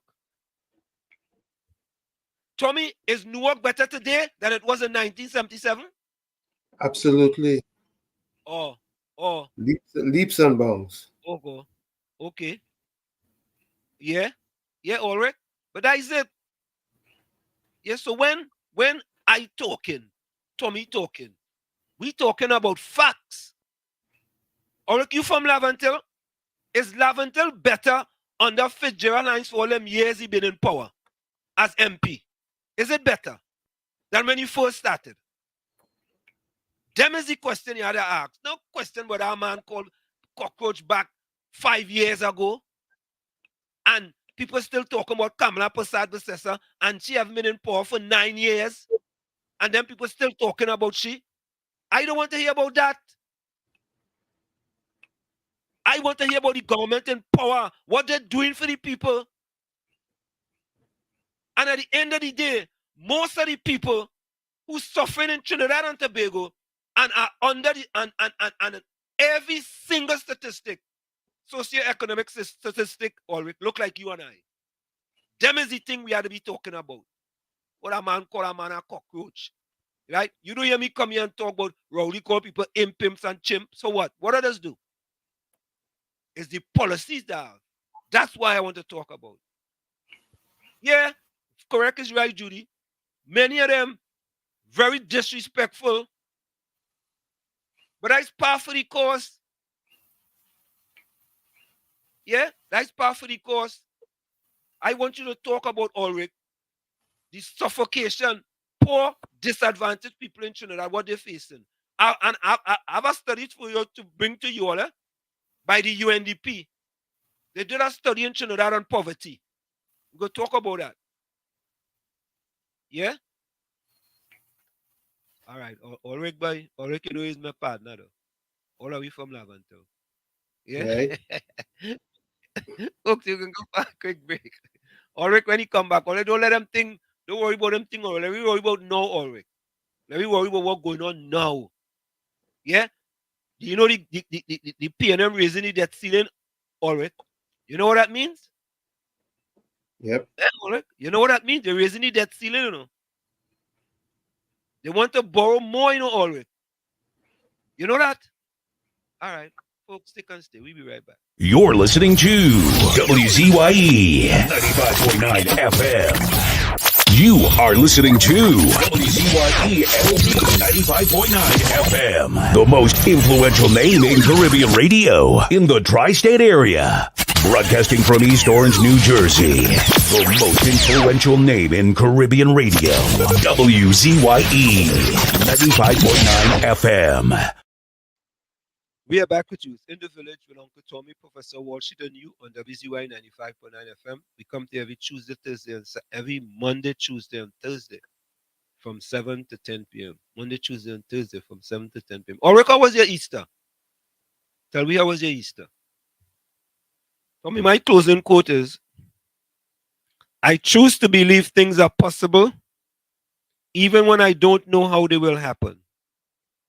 I choose to believe that things are possible even when I don't know how they will happen. From where I sit, this is it. The clock on the wall, so that's all I like to say, but I've got to go. Remember, hard work beats talent when talent does not work hard.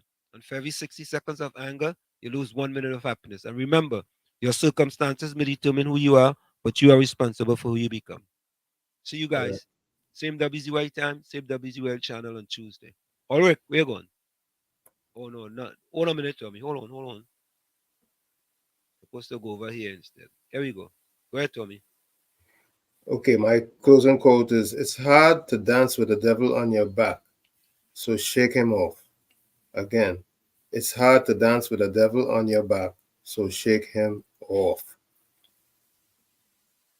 Anyway, like I always say, you have to become that change you want to see. You, that man in the mirror. However, if you're looking at the mirror and don't like what you see, do not blame the mirror. Never look down on a person unless you're giving them a hand up. Till we see again, which should be on Thursday, God willing. Be safe out there. Love you all. Stay strong. Thank you, Tommy. I want to read this comment here before we go. The P&M strongholds are in very bad shape, with all public services lacking bad. The schools are run down, roads, garbage, etc. So why? These are facts. Nothing changes under the P&M. I could tell you my community at Schumacher Clavanto, it is worse than I left it in 1977. Not worse by 5% or 10%. I will say worse by 100%. And I had to fight for them to restore a building up in Schumacher Clavanto. And not one of them black P&M activists said a word about that building. None of them. None. Not one of them. They didn't say a word. And they want to come about black this and black that. Please. Please, give me a break, yes? Give me a break. Folks, we are out of here. See you same time, same channel. Thanks to all of you for joining us. We see you guys on Thursday. Take care. Bye-bye. This is oh Lord, Trinidad and Tobago. This is DJ Bravo. I'm hurting you know. This is a sad place. My country turned into a sad place. When I look around, it's only sad face. Our country turned into a sad place. All I see in front of me, nightmares turn into reality. Like somebody build a monster factory. Parliament up against parliament economy. But let the moderator say another body in a drain. Somebody girl child missing, another rape again. And next road stain with somebody's son brain. Who take the S out of Port of Spain. This is a sad place. My country turned into a sad place. When I look around, it's only sad face. Our country turned into a sad place. Now with the love, with the vibes, with the hope. Now tell me something, how we really want we cope. When the children breathing in too much gun smoke. And the Coast Guard can never see a boat. Yes, I'm going like some goats when they come looking for votes. Hit the empty promises, reading like a horoscope. Justice for sale in a fat envelope. Politically, all the answers is a joke. This is a sad place. My country turned into a sad place. When I look around, it's only sad face. Our country turned into a sad place. All I see in front of me, nightmares turn into reality. Like somebody build a monster factory. Parliament up against parliament economy. But let the moderator say another body in a drain. Somebody girl child missing, another rape again. And next road stain with somebody's son brain. Who take the S out of Port of Spain. This is a sad place. My country turned into a sad place. When I look around, it's only sad face. Our country turned into a sad place. It doesn't matter the religion, the color, the creed, or the race. It's our responsibility to take care of our place. Champion.